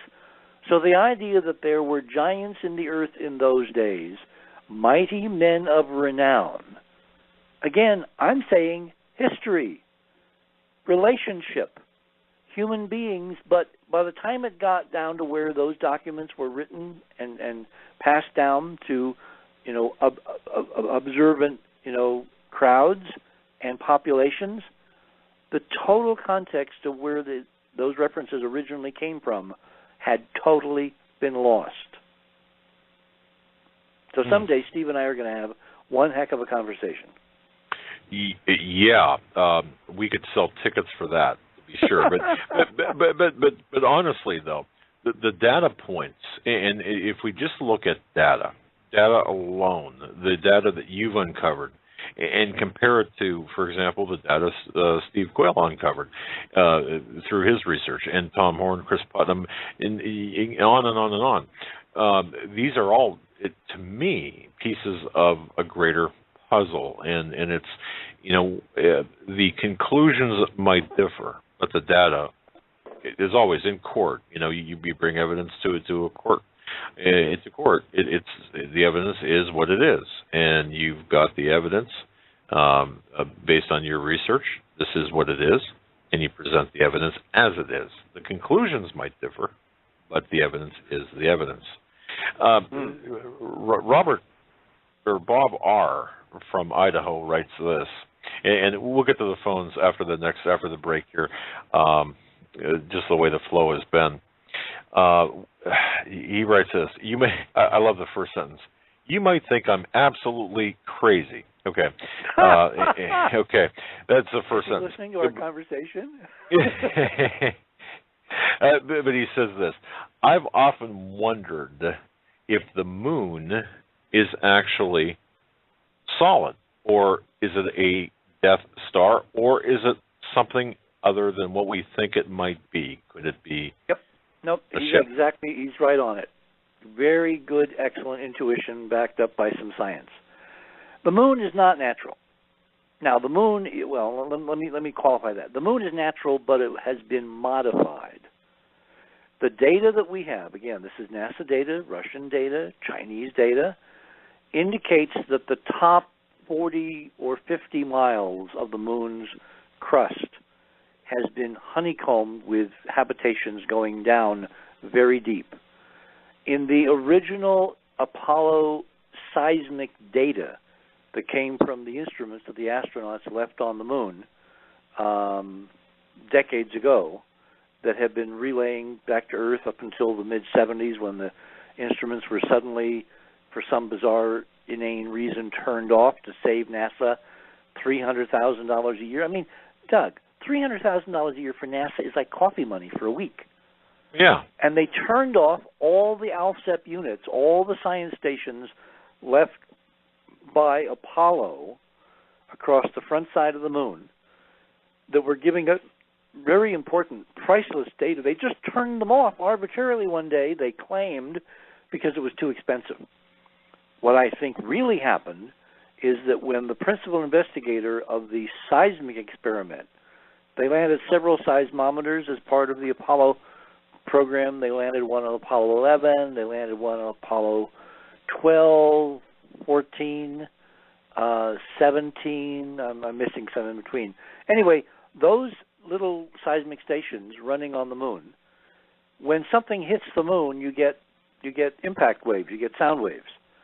and you can map and chart the structures, geological structures, down to the core, if you have enough data, enough stations, and enough signal-to-noise ratio.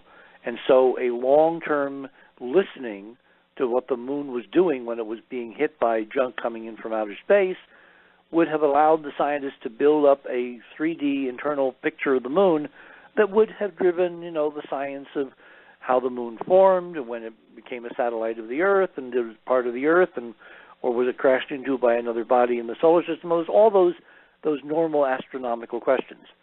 Instead, in the 1970s, under a claim, a ridiculous claim to save $300,000 a year, NASA said in the 70s, in the mid-70s, 76, 77, somewhere in there, that they had to turn off this network of science stations because it was obsolete and it was too expensive to maintain, which is, of course, total nonsense, total crapola.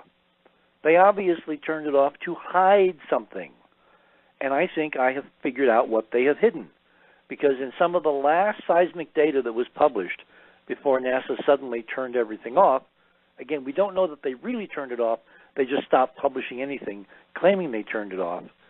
There appears to be the outlines of some kind of deep internal geometry in the moon.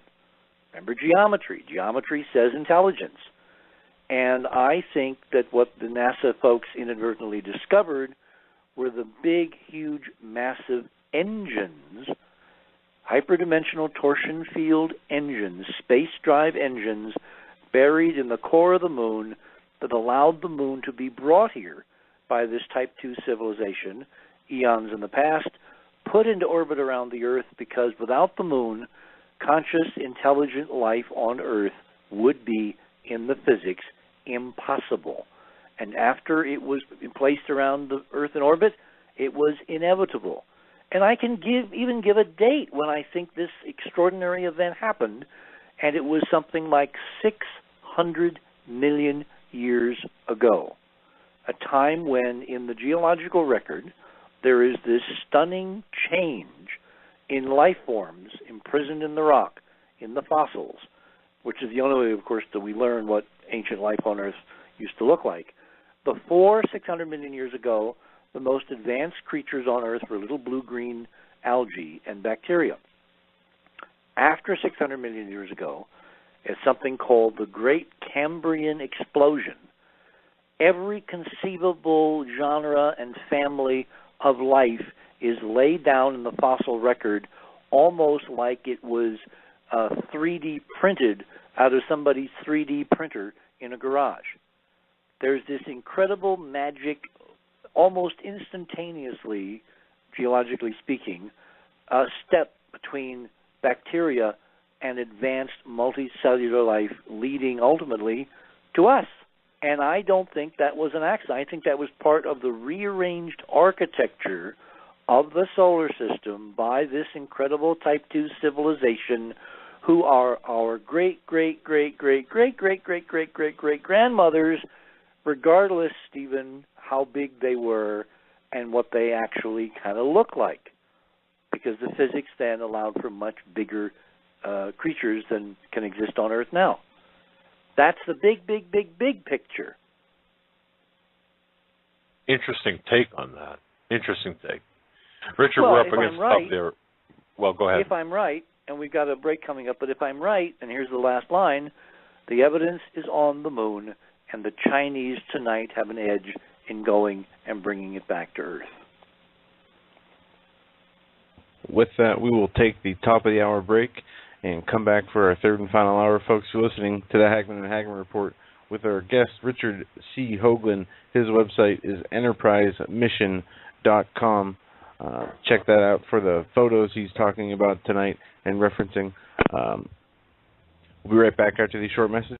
Welcome back, ladies and gentlemen, to our third and final hour of this broadcast of the Hagmann and Hagmann Report on this Friday, April 25th, 2014.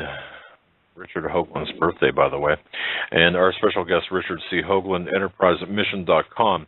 By the way, all of his research, all the data that he's provided, providing to you. He's self-funded. I mean, there's no big institution funding his organization. No, it's done through the purchase. Yeah, yeah. It's done through obviously your book and DVD sales, which a lot of information is loaded there. Richard, I got to tell you, during the break, we actually we're so efficient. We actually took a phone call during the break. You didn't even hear it, but we took it. And the caller actually had a good question. A friend of the show, as a matter of fact, and his question, and this is for you, Bobby. It seems like Bobby night tonight. This is for you, Bobby. We had said, the U.S. had, you mentioned the impacts on the moon.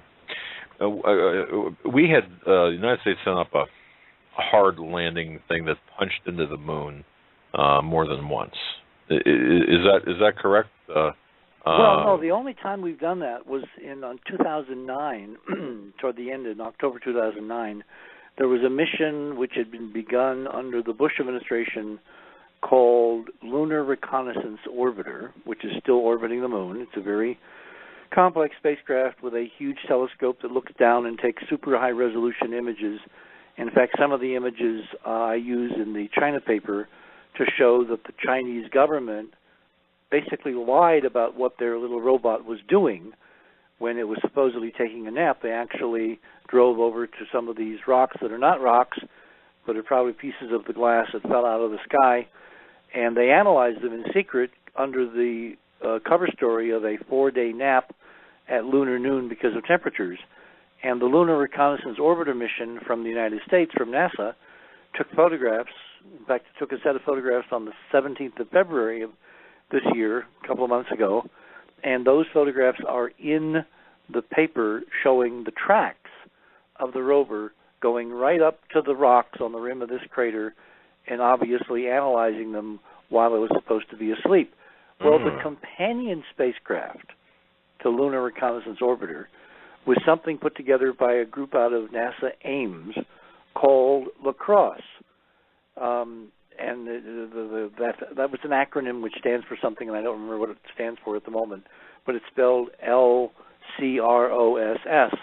And it was a spacecraft that was basically just a it was two spacecraft actually. It was a little mini robot that was cut loose from the lunar orbiter en route to the moon, and it was connected to the second stage Centaur rocket, which weighed several tons, even empty. And the idea was that they would crash the second stage onto the moon, and this little shepherding spacecraft, LaCrosse spacecraft, would follow it by several miles, taking images and other data all the way down to the impact, and would give us our first sampling near the lunar south pole of what the moon was made of by impacting it with something big enough to toss up a lot of junk that would then vaporize in the sunlight and would be scannable by spectroscopic instruments on the shepherding spacecraft. That all went as planned, and the elements that the LaCrosse mission discovered on the moon are so atypical of a natural body, of an object that's just a lump of rock in space. For instance, they found large amounts of water vapor, which we expected, but they found equal amounts of the metal mercury, equal in amount to the amount of water vapor. Now, what the heck is mercury doing on the moon? You know, the mercury, the kind of little metal we used to play with when we were kids in school, and we couldn't get over how amazing it was that this metal would flow and make little droplets at room temperature. They found thousands and thousands of gallons of this stuff at the South Pole. Now, what in the world was LaCrosse? It also found a whole bunch of other stuff, including gold, including certain refractive high-temperature metals. In other words, it looks like the LaCrosse impact was into high-tech junk, including maybe pipes or tanks containing mercury, which is part of the drive system in this model for the ancient spaceship moon. There is if you look in the literature, you'll see that there is an ancient Indian legend about vehicles called Vimana that were supposedly anti-gravity spaceships, and their primary power source and one of the ways they were able to maneuver was through the use of liquid mercury in the myths. So then we send a 21st century mission to the moon, and lo and behold, it finds as much liquid mercury in some kind of storage facilities at the South Pole as water vapor, which is supposed to be, inbound from comets. So none of the results that we read from these science missions is the only result that you can read from the science mission, because a lot of these papers and a lot of these pronouncements that NASA makes about its results are what we call model dependent, meaning if you have a different model, a different idea, a different scenario for why you're seeing what you're seeing, you can easily fit that into the same equations, the same data points, the same amount of chemistry that you're seeing as a conventional model, except it explains an awful lot more than the conventional model that NASA has been giving to the public for over 50 years. Okay. All right.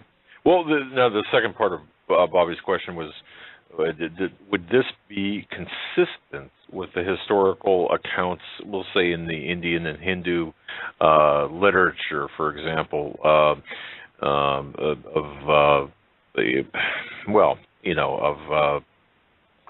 propelled craft? Yes. Yeah. Bingo. Bottom line, Bingo. yes. Okay. And the fact that they found this stuff and no one's making a big deal of it, you would think that NASA, given that they want to colonize the moon, and you can't have a colony if you have to drag everything up from Earth by means of rockets, because rockets are so incredibly expensive that by the time you wind up bringing everything up, you will not have any money left to do a program. So what you need to do is to find a way to live off the land. This with limitations, artificial limitations on 20th century technology like rockets, like a Saturn V, or the Space Launch System, which is what the Obama administration is quietly, producing for when it's needed, which will be the biggest rocket created on Earth since the Saturn V.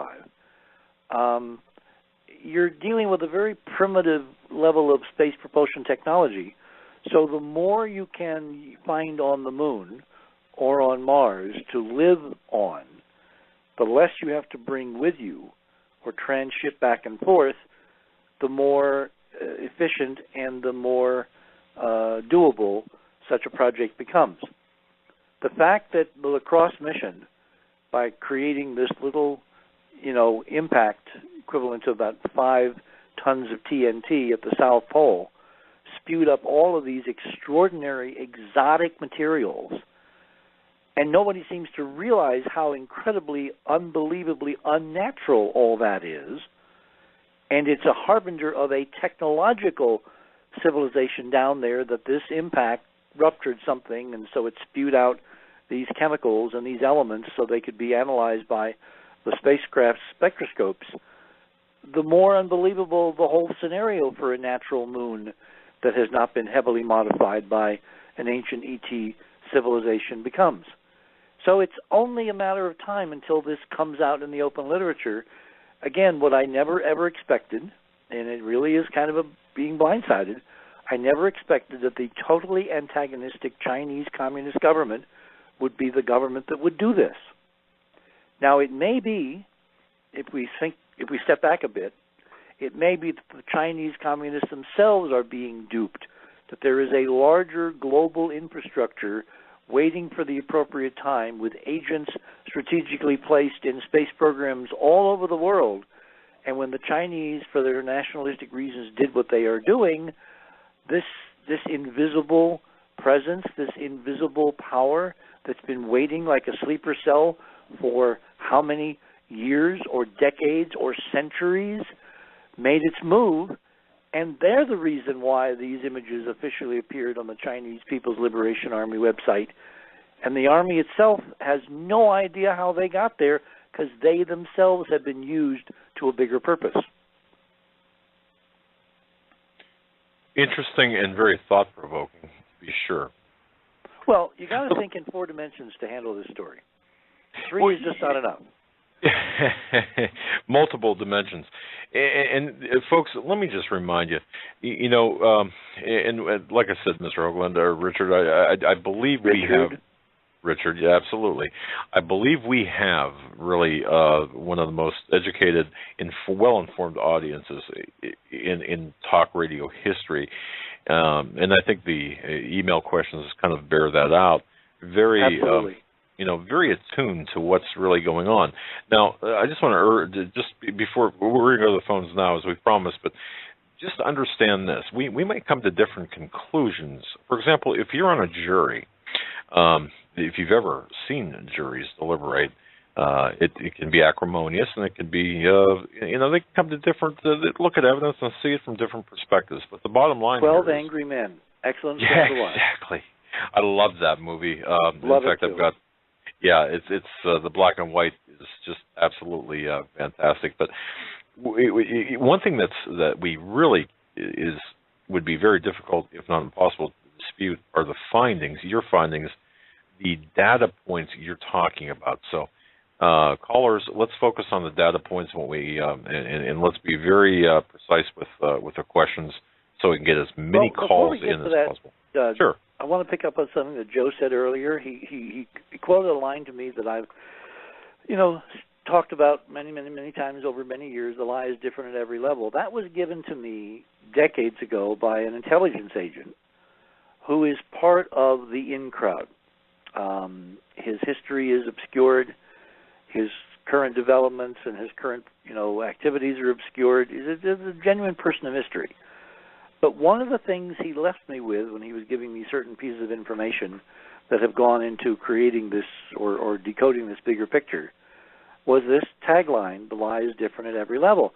If you're dealing with a series of governments and a series of managerial situations where you have to manage the Earth's population, the last thing you will do is tell them the truth. And in fact, to manage your own people, you will give them certain versions of the truth. So what this friend of ours was telling us is that even among the in crowd, the lie is different. And there are probably very few people sitting at the top who know the big picture, because knowledge is power. And the whole idea of managing civilization on Earth is to keep people fractionated, separated into nation states or corporate states or, Al Capone level states, and to keep them at each other's throats as much as possible, feed them a managed diet of information which has been carefully, censored so that the real stuff doesn't leak through. And it's against that backdrop that we're seeing the Chinese put out something so incendiary, which is real information that everybody can download and take a look at and come to their own conclusion once they know a few basic facts about how images are taken. And we live in a world of Google. Google is your friend. If you don't know something about how CCDs work, Google. Find out how these cameras work and why what we're seeing on the screens is not noise. It is real geometric glass. And pitted extensively. Incredibly ancient. Incredibly old. Yes. And that's one thing you mentioned. I heard your interview on Coast where you mentioned rainbow, and funny, the landing took place in a well, you mentioned it earlier tonight too about the it's on the rainbow. doorstep, like at the front door of the Bay of Rainbows. But again, I think this was very clever Chinese punning, because ultimately they plan to debut an environment where rainbows are normal. I mean, all of these pieces of shattered glass, each one is refracting sunlight differentially. And when you look at that third image down in the paper, look particularly on the right-hand side on these skyscrapers, you see obvious evidence of refraction of glass. Now, part 2 of the paper, which I'll get up, posted in a week or two, is going to have an extensive analysis and comparison of the Apollo images taken by the astronauts of these rainbows, and then the Chinese image comparisons. The Chinese cameras are so much more sensitive and have so much more latitude that if they will just give us even a few more, and there have been no images leaked now for months from the Chinese, it's kind of like somebody in the government realized what someone else was doing by putting out real data, and so there's been nothing new, even though we know they've taken thousands upon thousands of pictures.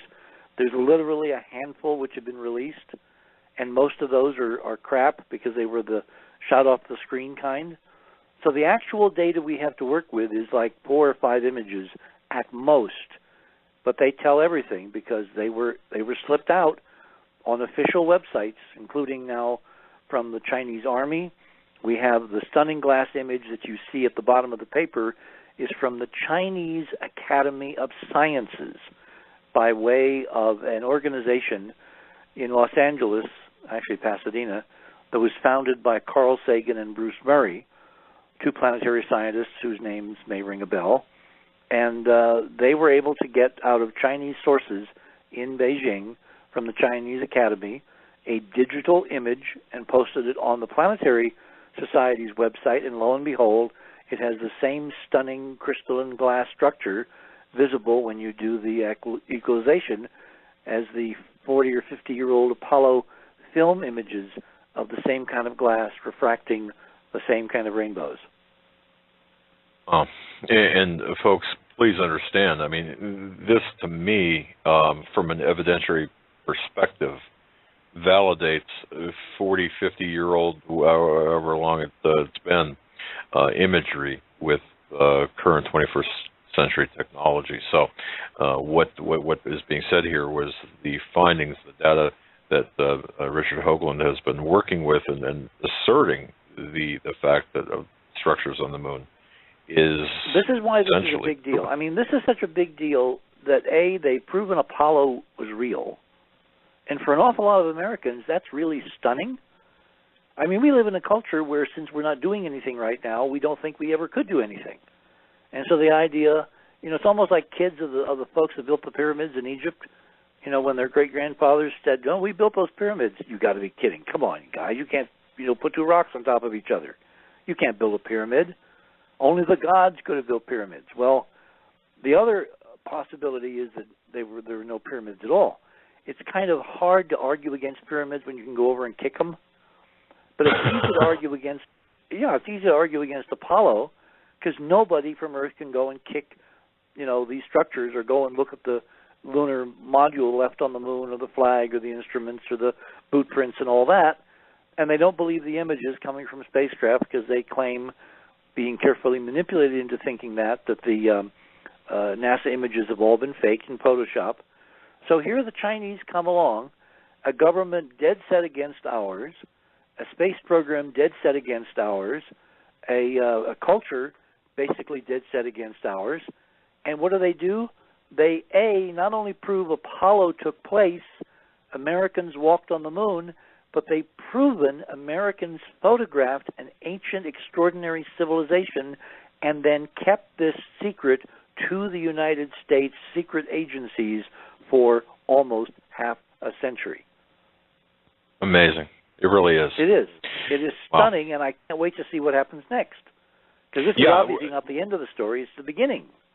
Exactly. And again, you know, we to work this out to its conclusion, and I know a lot of people will think, well, geez, you know, this could be part of the, as Christians, we're looking for the deception and the deception from above, and that discussion, we get that, we understand that, but again, you know, we're talking now about just the mere verification or vindication, I would say, as well, of your research is very historically important. It's beyond historically important because I have a feeling this will come out. And by the way, I just can't wait for part 2. And folks, please, Enterprise Mission, enterprisemission.com. You've got to look at the data. Now, with that, let's go to the phones. We don't screen our calls. Callers, be respectful, be polite, be concise, if you will, because we got a full bank. So go ahead. Area code 530. 530, we're coming to you first. You're live on the Hagmann and Hagmann Report. Good evening, gentlemen. My name's Anna, and I'm from California. Fascinating show. I have a comment and then a probe. My first comment is oh my I God, believe... I'm gonna be probed on the air? Well, it's a way out there probe. Okay. The first thing I'd like to say is I believe that God put the sun, the stars, and the moon in the heavens for seasons and signs. And I believe that he created man and woman. That's my comment. My probe is, on the 27th, Pope Francis is going to be giving a television presentation when he canonizes these other two popes. And he's going to be doing it in 3D. I would not have called in except that you had mentioned that Obama had given him the box with the timber and the seeds in it, and he seems to be into signs and hidden messages. Mm-hmm. They're going to be using more satellites than they used for the Olympics to telecast. Oh, and we have to tape this. This has to be looked at frame by frame by frame after it's done. Exactly, and like Nathan Leal, how he did the Super Bowl halftime. The Super Bowl, Yeah. exactly. Thank you. Right. And so I'm not going to watch it because I feel that it could be a subliminal or audio message that I don't particularly wish to receive. But I was wondering if I could probe your mind on what you think about that. And if so you wish to find the information, you can go to Pope Francis 3D, and it pops up with multiple things that they're doing to get ready for it. Well, obviously, I think there's no problem with watching it.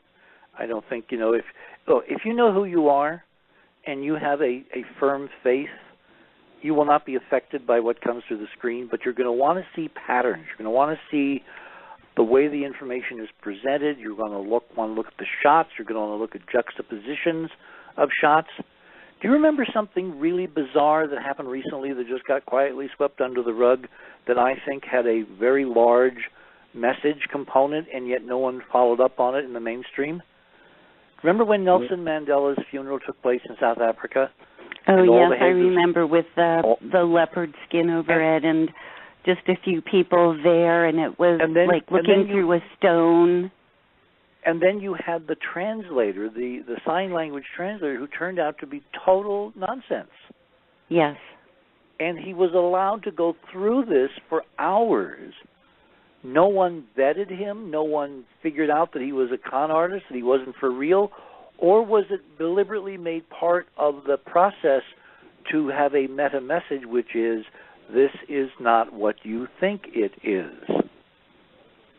So when you look at these global television extravaganzas, you should not look away. You should tape and watch everything and be asking all kinds of questions, certain in your faith and in the knowledge of who you are, you can come up with answers, and then we all compare our answers. That's a very good point. I just try very hard to restrict my exposure to non-godly things. Well, but to me, God triumphs over everything, so I'm not going to be watching this fearful. That's a good point. Thank you, caller. Very, very well orchestrated question. Very well said. And that 3D is really important. Richard, about that 3D, what is with that? What is with that, the 3D, broadcasting 3D? You can look at it two ways. You can look at it as just another step in the technology of image transformation. We relate to three-dimensional imagery, so there's a group of people, technicians and management and corporations and nerds and hackers and all those techie people that love to play with this stuff that want to give us a better and better simulation of reality. So 3D is where you would go with that.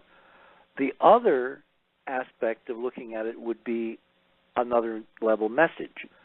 In other words, if you're putting all this attention and effort into a multi-dimensional presentation, maybe the message is it's a multi-dimensional reality that you're trying to represent with a multidimensional presentation. So, yeah, thank you, Ann, for this. We have got to put this on our calendars. I think she said the 27th, which is... Correct. Is that Sunday? Is that this coming Sunday? That is correct. So, yeah, everybody in this audience should be taping and looking and comparing notes. And if we see anything interesting, I'll give you a holler, Doug, and I'll come back on and we'll do kind of cliff notes on what was really going on. Would love it. And boy, we do hope you come back on as well, even if nothing happens or nothing of significance happens there. You know something's going to happen. It's just how smart are we to see it? That's why you need lots of eyes looking and lots of people comparing notes. And that's where social media comes in. That's the genius of the Chinese putting these images out through social media with millions and millions and millions of people copying, because there's no way this feather pillow can have the feathers dumped back into it on the doorstep. It's out there now, and it can never be retracted. The old genie in the bottle. You can't put the genie back in the bottle. All right, let's go to another call. We're going to go to area code 610. 610, you're up next. You're live on the Hagmann and Hagmann Report with Richard Hoagland. What's on your mind tonight? Hello, gentlemen. My name is Max Kasich, also known as Max the Knife. I'm from Philadelphia, PA. Happy birthday, Professor. Thanks, Max. I read your paper, and I thought using LRO to prove the rabbit went up to the rocks was genius. And the rest is... Wasn't my idea. It was their idea. Excuse me? Max, hang on, Max. Hang on. Don't you find it really amazing that we have those images? Oh, yeah. Why do we have those images? Because it's time? No, it's because somebody in the LRO system is part of the same... the LRO. I thought you were talking about the rabbit, yeah. No. I'm talking about multiple... This is beyond nationality. This is like a global system that's decided now is the time to make this public and to provide counterpoint information to where the government of China claims one thing, the NASA satellite imageries prove something else, and you put that together with the Chinese leaks of the real data. In other words, this is a global system to empower us as opposed to a global system to put us in further bondage. Oh, I totally agree. It's a very positive spin. I see nothing but positives as to what's happening and what's going to happen. I agree, and what I also see is the pyramidal structure. I mean, don't you think that ultimately at the top... Wait till you see the better images we've got. Okay, anyway, congratulations. Part two. I think it's all vindication. And it was also exciting to hear about your potential trip to Russia for the potential award. Yeah, I need to figure out how to handle that politically in a way that it makes it positive as opposed to simply acceding to Putin's, megalomania.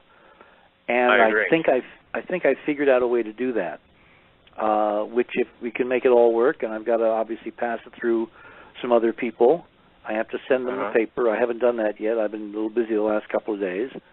Right. But I'm going to do that, and fortunately we got enough time, if we're going to go do this, to do it right and to basically use this as a statement to point out, as Kennedy did to Khrushchev, this is too big for both of us. We got to do this with everybody. I agree, and I'd love to assist you. If you need a second assistant to Robin, I'd be happy to come out and help. Okay. Well, anyway, I have two questions. I'm sorry, I had two ahead. questions that I prepared.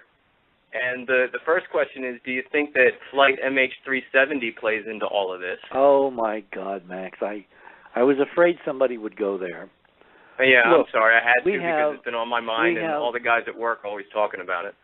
We have 239 families who have gone through hell over the last 6 weeks, 7 weeks, whatever. I do not want to add to either their distress or give them false hope. I agree. But all I can say is, as I looked at how this mystery around Flight 370 has unfolded, and I looked at who were the primary passengers on that Malaysian aircraft, which were not Malaysians, they were Chinese. Right. If I was trying to send the Chinese a meta message that you will not do what you're planning to do, exactly this my thought. mystery which really is a mystery at all different levels and has got a lot of people very afraid and confused on the inside. I refer you to the interview that the Malaysian Prime Minister did with the CNN correspondent last night, where he basically admitted they've got a report that he's going to make public, but that it's not going to make people happy, because there is a fundamental mystery underlying this whole thing that doesn't make any sense in any real world geopolitical extrapolation. It doesn't fit the terrorist model. Right? It doesn't fit the terrorist model. It doesn't fit the accident model. You don't have an airplane with critical damage flying for 7 hours. It doesn't fit anybody's known model. How about Richard Dolan's model? Let me get to Dolan's model, okay. which Joseph Farrell has actually done some discussion with on his blog, which is, I recommend to everybody, just Google Dr. Joseph Farrell and find his website, which is Giza something or other. Anyway, the power plant.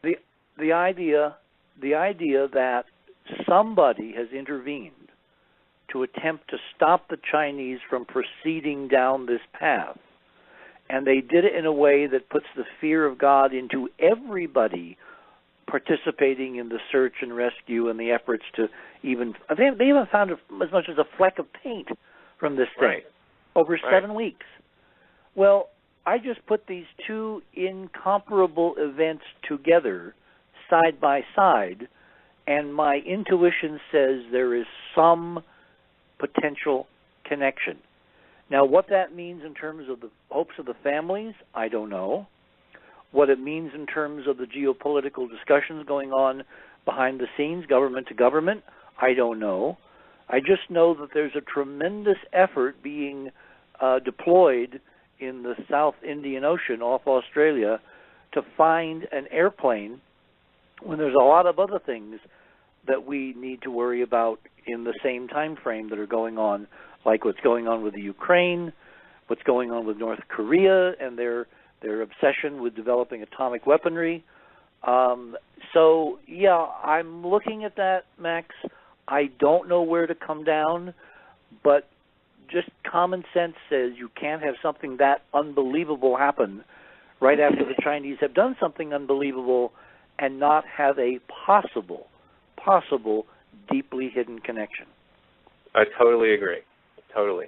And we'll leave it there. All right, my second question, and it's pretty broad, but what role do you think Cydonia might ultimately play?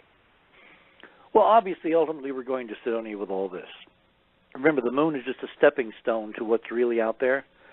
And when I look at what the Curiosity rover has been finding and publishing, more and more obvious artifacts, more and more junk, more and more evidence of a mega arcology in Gale Crater, eventually the Martian side of the story is going to come into its own, and that may be beginning in October, around October 19th, when Comet Sighting Springs makes a very, very close approach to Mars.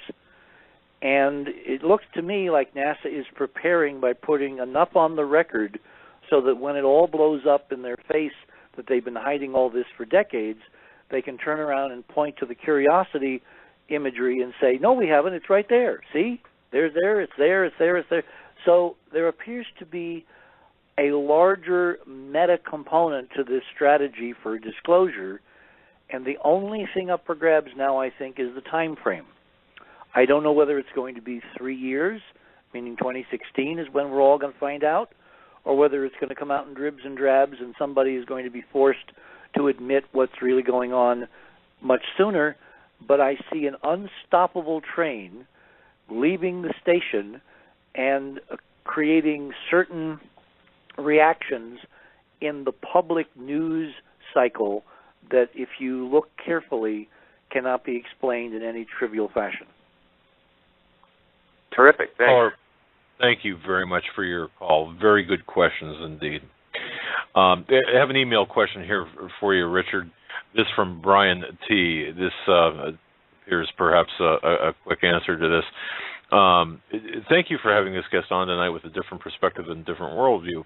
Could you speak, Richard, can you speak to the monolithic structures spoken of by Buzz Aldrin on Phobos?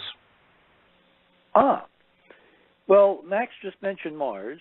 Mars is part of this global Type 2 civilization that we've been positing.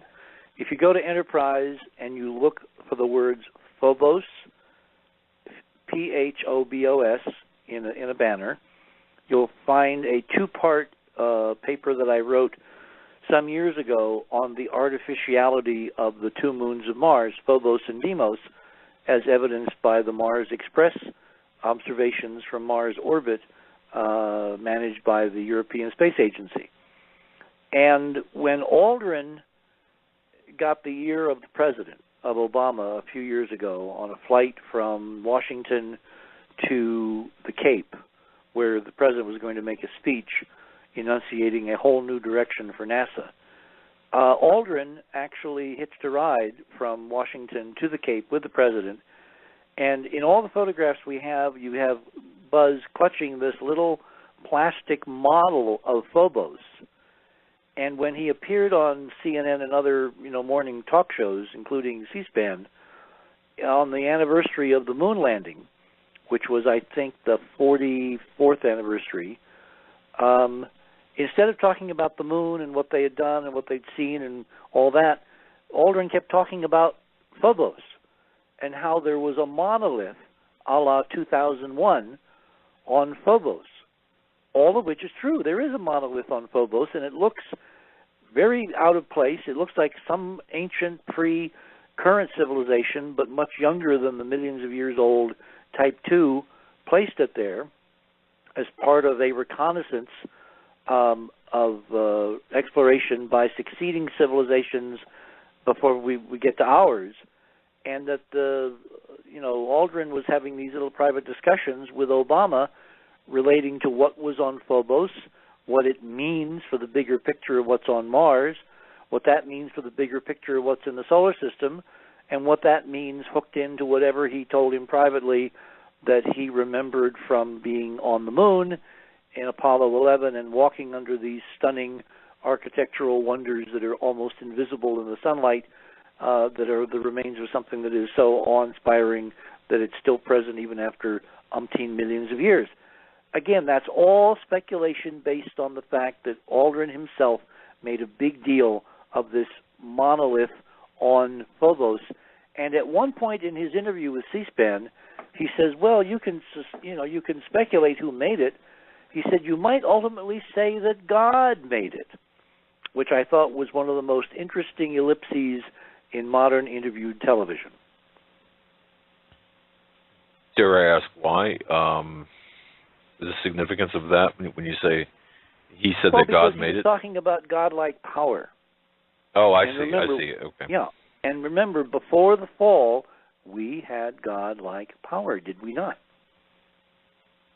So these metaphors, these recurring metaphors, keep coming up in the most strange connections and allusions and comparisons. Interesting indeed. And ladies and gentlemen, we're talking with Richard C. Hoagland, enterprisemission.com. Let's go back to the phones. And here we go. Area code, let's see here, area code 515. 515, what's your question for our guest? You're up. Hi guys. 515. Good, very well. What's your question, sir? My question is, I have heard recently, I can't remember if it was Jim Garrow or I think it was Jim Garrow with Dave Hodges, saying that Obama had been picked somehow for disclosure. And I found the visit with the little gift to the Pope and the carrot seeds or whatever they were interesting. Does your guest tonight think that some of the stuff that has been said about the telescope on Mount Graham that Tom Horner and Chris Putnam and others speak about, and I'll hang up to hear his response. Just wondering if he thinks there's some validity there. Which part do you ask about the validity? That Obama is part of disclosure? Yes, Obama being picked somehow to disclose this stuff, and then whether there is. I don't think. Let me interrupt you there, and then we'll go on to part two. I'm Okay. not sure that that Barack Obama himself was picked. I think it was a number of people were groomed to be the 44th president of the United States, and it's who would become the 44th president who is the Gotcha. guarantor of this disclosure process, as opposed to the man himself. I think that Barack Obama found himself in an extraordinary position, did not plan to find himself in that position, and for the last several years have been trying to figure out what to do from that position, giving out various clues that I have been trying to quietly, take note of and correlate and all that in an effort to figure out what's up ahead. But I think the Chinese kind of put it right on the front page by putting a spacecraft at 44 North that finds ancient ruins on the moon, because it's kind of hard to deny now that the 44th president has some crucial role to play in what happens next. I wouldn't be surprised. So what was the next part of your question? The next part of my question, I guess, sir, is I'm not sure if you're familiar with Exo Vaticana, Tom Horn and Chris Putnam's book about the Vatican telescope up on Mount Graham, and Guy Consolmagno, I'm probably butchering his name, and I think last week Chris said there was even some statements released that something big, some kind of big announcement is coming from the Vatican, I think is what I understood him to say. I'd like to see that documented. Okay. And if there's any more intel as to what the announcement might be. I mean, we've been watching the Vatican very carefully. I think that the recent resignation of one pope and the ascension of another, who just happens to be a Jesuit, is not accidental. I think that there are definite players in this disclosure, because remember, if you have 1 billion Catholics and they're all going to freak out about we're not alone, the only force that can basically make them take a second look and calm down and listen carefully and watch carefully is someone in authority, a father figure for whom their entire religious experience has taught them will tell them the truth, and that is none other than the Pope. Now, the Pope has a lot of influence beyond Roman Catholics. There's an awful lot of other people on the planet who look to the Vatican for spiritual guidance, to look to individual members of the clergy for personal as well as larger issues of spiritualism and salvation. And so the Pope, in this time of extraordinary change, has got to be a player, which is why I say again, everybody should tape and watch carefully the canonization this Sunday, apparently, by Pope Francis of his predecessors, because I have a feeling there's an awful lot of information that's going to be coming out in symbolism, in the liturgy, between the lines, in the very imagery, in the juxtaposition of imagery. In all ways, this is something that we cannot ignore, and we should take careful notice of and then compare notes. I agree. Well, thank you for your response, and I'm going to hang up so you guys can keep going. Thanks. Thank you, sir. Thanks for the call. And by the way, Richard, we here at the studios will be recording that in high-def video as well for archival purposes. Yeah, you had mentioned that, and a lot of our guests are. We know the symbolism. I mean, we know that there's symbolism going on, the code speak going on. And by the way, it's interesting you mentioned the number 44, the 44th president, regardless if it was Obama or Hillary or Romney, whoever it might have been. What's the significance of that? Well, that's a good question, and I frankly don't have a very good answer yet, because I've been thinking about it a lot.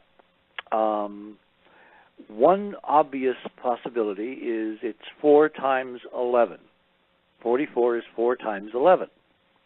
What people don't know is that 11 and all the permutations thereof, 11, 11, 11, 11, 11, 11, run out the number, is a mathematically coded replication of 19.5. So by landing at 19.5 by 44, what the Chinese did was to underscore the hyperdimensional aspect of the message they were trying to communicate by landing on the moon at all. Now, 4 times 11 could indicate 4th dimension, if you're dealing with hyperdimensions. 4th dimensional reality could be the equivalent in the Roman Catholic liturgy of purgatory. When a person dies, your soul does not go directly to wherever it's supposed to go. It kind of hangs around someplace. We're not quite sure. I was a Roman Catholic, so I can tell you something about the catechism.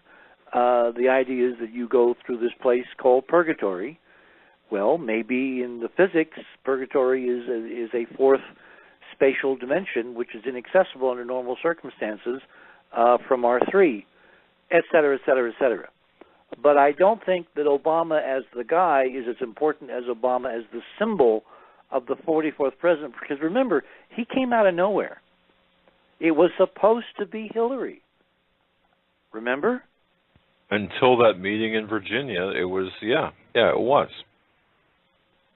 And there was a very interesting little thing with a Roman Catholic priest in Chicago, whose name I forget, somebody will tell you. And he did a whole parody of her being upset as all get out that this black guy nips in just under the wire and snatches the prize away from her, who was supposed to belong to.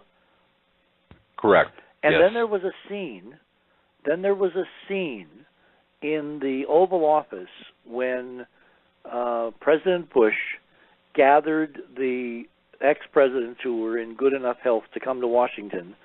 I think it was his father, it was Jimmy Carter, it was Bill Clinton, Obama. I don't think Ford made it because he wasn't in good enough shape to fly to Washington. But anyway, they had this little meeting of all these ex-presidents, and in the middle of the meeting, Clinton looks down at the Oval Office floor, and on camera he says to George Bush Jr., W., he says, "I've always liked this rug." So that, of course, immediately got me very intrigued, so I started doing a whole investigation on the history of the Oval Office redecorations and the White House rug. And it turns out that George W. had been extolling the virtues of that rug for his entire presidency. And when I counted the symbolism of the rays, because it was basically an oval which fit in the floor plan of the Oval Office, with the sun in the center with the rays going out in every direction. And the sun represents Horus, which of course is the Egyptian sun god, which is a very high-level esoteric representation of the American presidency. The American presidency is Horus, and that's a whole long separate show. Anyway, when I counted the number of rays coming out of this rug, that Clinton said that he'd always loved that rug of Bush, I realized there were 44 rays, meaning that George Bush sat on that rug, which was really his successor's rug, and the reason that Bill loved it is it was supposed to be Hillary's rug. And Obama came in from nowhere and snatched the prize away, and I think against the backdrop of what's really going to happen, the incredible enmity being directed toward this man, Barack Hussein Obama, in part is by the elites behind the scenes that know what's happening, and they wanted their guy or their gal in there to manage and manipulate the future, and there's someone in there who to them is not legitimate and who's going to do damn well whatever he pleases and maybe not be part of a prescribed ritual or reaction to what the Chinese are doing, And that's why the Chinese sent him a personal message at 44 by 19.5. Certainly, I've got to admit, it certainly a lot or broadens one's perspective, gets you thinking. Indeed, Richard. There needs to be a lot of much bigger thinking on the political landscape than I've seen over the last 8 years. Absolutely, I agree with you on that, Richard. I got to tell you, we're out of time. I can't believe 3 hours has gone so fast. Already? We're out of time. Can you believe it? I want to say this. I want to thank you very much for your very dedicated hard work, everything you've done, and equally important, I want to thank you for sharing your time with us on your very special day, taking 3 hours out to talk with our audience. It's been a very distinct pleasure. And well, certainly, pleasure. I would hope that you would come back, again, on a routine basis to kind of fill us in on your findings, because I think they're fascinating. Well, when there's news, give me a holler and we'll do something. Very well, sir. All right, and very good. Thank you, sir. All right, you have a good night. Everybody have a great weekend. You too. All right, God bless. Thanks, Richard. All right, fantastic. Thanks, Joe. Thank you. What a great program. What a lot of fantastic information. Look at the data, folks. And the only thing I'm going to say in closing is just look at the data. Read the paper and think think bigger. Think bigger. You don't have to agree with Richard Hoagland's conclusions. I certainly didn't agree with them all. Joe didn't agree with them all. But the data. Very interesting things that he's mentioned in there, yeah. Yeah, but the data fits in there. So. Yeah, there are some things in there that he did surprise me with. Okay. And with that, we're up against the very end of the show. Everybody have a safe weekend. We will be back here Monday, 8 p.m., and we might and will most likely have a guest. Check the website during the weekend to see if there's any update on that. With that, we'll see you then. God bless, stay safe, and have a great week. Well, our special guest tonight, by the way, it is his birthday, and we're so honored that he would take time out of his busy schedule. And you're making me feel very old. Oh, heck. Yeah. Old or wise and experienced. I think it's probably the latter.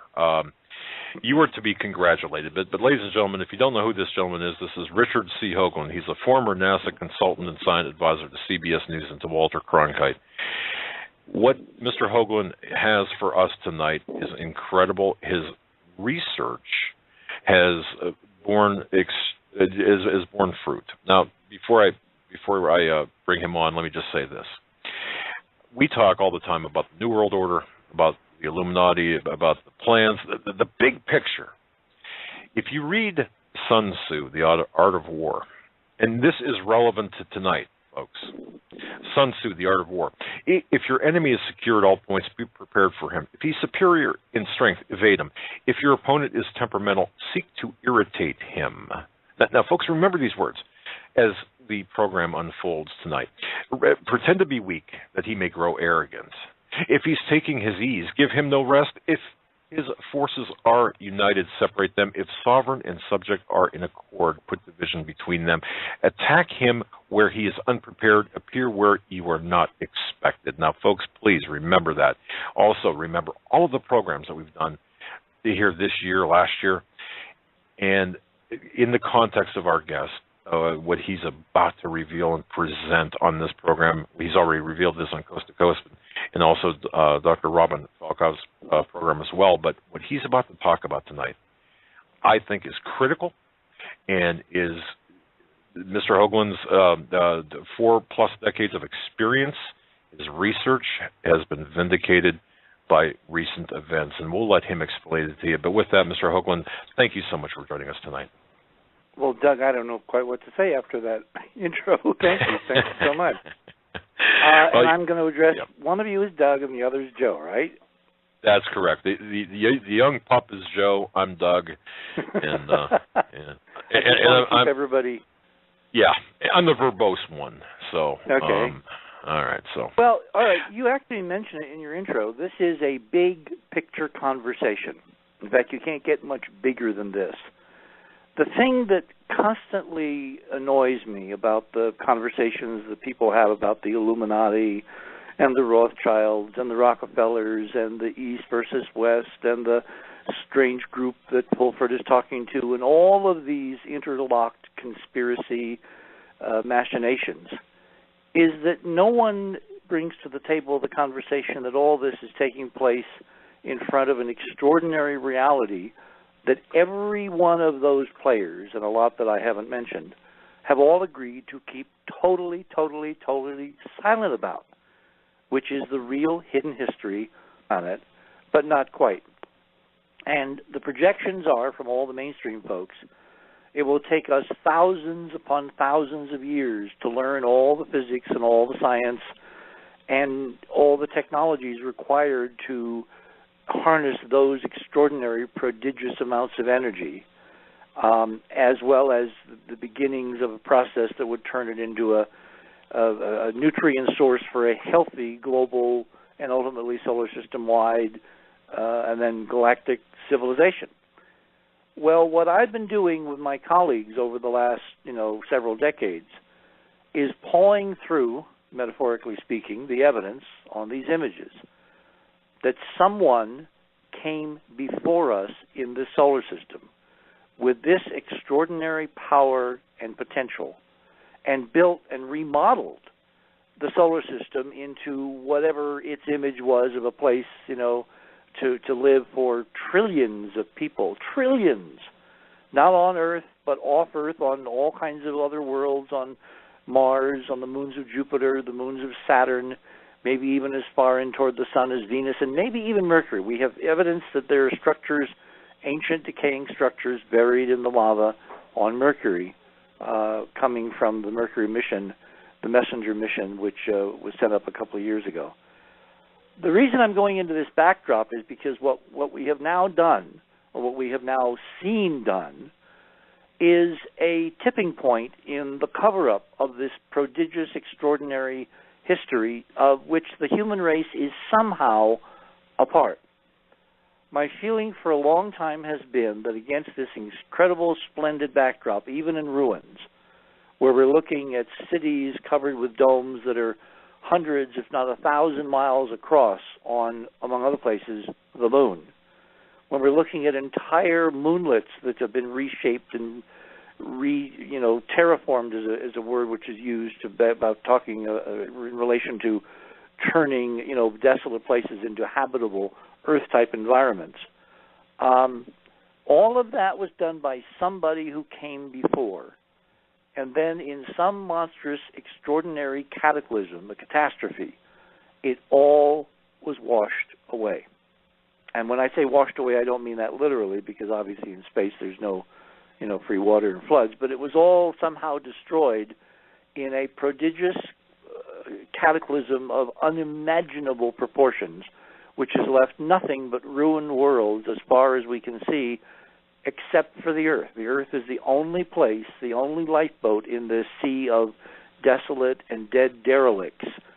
And when I look at news items of various celestial phenomenon, put out over Yahoo or AOL or the networks for various people, like you're going to see this and this comet come by, or you're going to see this, lunar eclipse, you're going to see this close alignment, opposition, or conjunction, I can't help but think of the human species.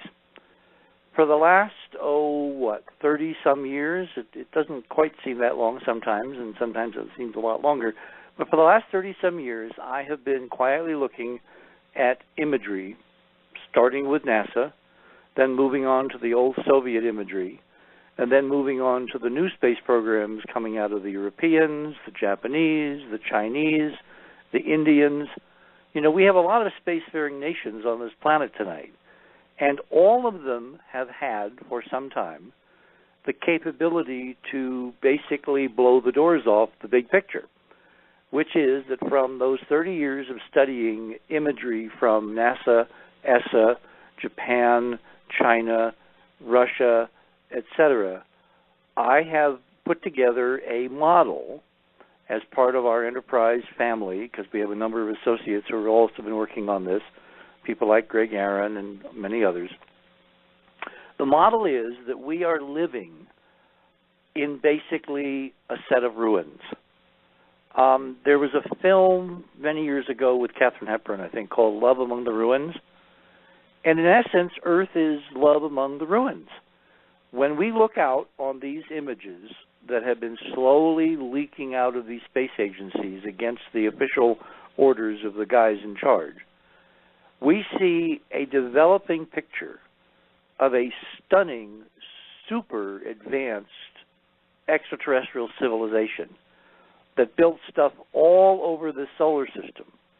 And then something happened a long, long time ago, millions, tens of millions of years ago. The closest date that I can put on this solar system-wide catastrophe that changed everything is about 65 million years. Now, if that number is vaguely familiar, that's when the dinosaurs died. That's when the big asteroid supposedly crashed into the Earth and everything changed on the planet. Well, big picture, that's when everything changed in the solar system from a sparkling, vibrant, alive and electric Type 2 civilization using the so-called Kardashev scale, which Michio Kaku has appropriated on many programs. Kardashev, back in the 60s, working under a brilliant Russian astrophysicist named Shklovsky, proposed there were three basic levels to civilization. Those that would control the energies of their planet, those that would control the energies of their star, and those that could control the energies of their entire galaxy. Now, if you look at some numbers, the steps between Type 1, Type 2, and Type 3 are like 10 to 100 billion. That's a huge set of jumps. According to Sagan, my old friend Carl Sagan, when he was assessing this in public many, many years ago, he said that on the Kardashev scale, we weren't even a Type 1 yet. We were about 0.7, meaning that we controlled energies approximately equivalent to that of a planet. That an awful lot of the objects that are milling around out there in various orbits and, you know, coming and going and visible in various spectacular ways is just the faintest hint, the faintest ghost of the extraordinary splendor of the civilization that actually created and put these things into these orbits, remaking the entire solar system in whatever it was is its image. So what are we all doing here? Well, in the model that, you know, life is very hard to destroy totally, in this huge catastrophe that overwhelmed the solar system about 65 million years ago, in the mainstream model, what that did was clear the dinosaurs away and make room for this little tiny set of, you know, micro rats, these little mammals that eventually evolved up to be primates and then human beings who are looking at the stars and wondering about what's out there and developing very primitive space systems based on rockets and Newton's laws and all that. And we are for the first time looking into space and doing all this stuff. Well, our model is totally, totally, totally different, which is, no, we are like children who have arrived after an extraordinary banquet where there was a catastrophe and everyone and everything has been destroyed, and we are picking our way amid the ruins of this extraordinary history that came long before us, of which somehow we are a tiny, tiny, tiny heritage, looking out in wonder and in secrecy, because the guys that know that all this stuff is real have kept it religiously and fervently from all the rest of us for over 50 years. Well, into that situation, that status quo ante, which I described the other night, you know, for George, and then a couple nights ago for Robin, something has now changed. The Chinese, of all the independent nation states on this little dust mote in the dark, the Chinese, for some reason, have chosen to go to the moon with an unmanned robotic mission, land, take pictures, and put those images out across the web so billions of people can tune in and download and look at them at their leisure. And B, for some reason, they have been permitted by whatever planetary forces really govern this planet, you know, an amalgam of nations, the hidden hand of the Illuminati or the the Rothschilds or whatever powers have gotten together behind the scenes and agreed that we'll do this, we won't do that, we'll allow this to happen, we won't allow that, we'll allow these people this much freedom but not much more. In other words, whatever cabal is really running the show, for some reason has decided, I believe, based on the evidence we see so far, to let it begin to all hang out. And the proof is in the imagery I reproduced in the paper I published in Enterprise a couple days ago with the original links to the original Chinese websites. I mean, we're looking at data that comes from no less an authority in China than the People's Liberation Army. Now, you can't get stronger politically in China than the PLA. The PLA is China. So for the first digital image after 50-some years of the Apollo archive being ignored, for the first digital Chinese image to show us unequivocal evidence of stunning, vertical, glittering glass curtains, geometrically spaced, standing upright in bright sunlight, glistening, 10, 20, 30 miles away from where the Chang 3 Chinese lander landed last December. And for that image to come out on an official Chinese Army website, to be followed by many others and all kinds of other evidence, tells me that we have reached a breakpoint in history, a fork in the road where what we do in the next few weeks or months could literally determine the future of every person listening to this show tonight. It is that big, folks. And Mr. Hoagland, that in the wake, the presentation of images, as you say, by the Chinese no less, yep. In the wake of a statement by the Chinese premier about the increased, their interest in the increased militarization of space. Just thought I'd throw that in there. Interesting. Yep. Oh, it's all fascinating, and it look, it makes all those shows, those Bond shows, all the imitators, pale by comparison. This is real geopolitical high stakes poker, and nobody visibly yet is admitting what the Chinese have done. But there's been an awful lot of 747s flying around the world carrying heads of state to various meetings, which ostensibly have one reason to exist. And my suspicion is they have other reasons to exist. You had picked up on some interesting, and I don't want to dominate your presentation or interject. No. Well, this is a conversation. Come on, Doug. Okay. Well, I got to tell you, you had picked up on some very interesting, and as you point out, there are no the old saying, there's in politics and in world events there are no such things as coincidences. FDR said it back 30 years, in the 1930s, which was about 70-some years ago. Exactly. There are no such things in politics as coincidence. So when you see this happening, when you see this interesting trail of breadcrumbs being laid out there in a global environment of social media where at the speed of light, any peon, I'm speaking now looking at it from their point of view, can get access to information that would get you killed even just a few years ago. Something big is going on. Something huge is behind all the fuss and fury and nonsense which is going on mainstream news right now.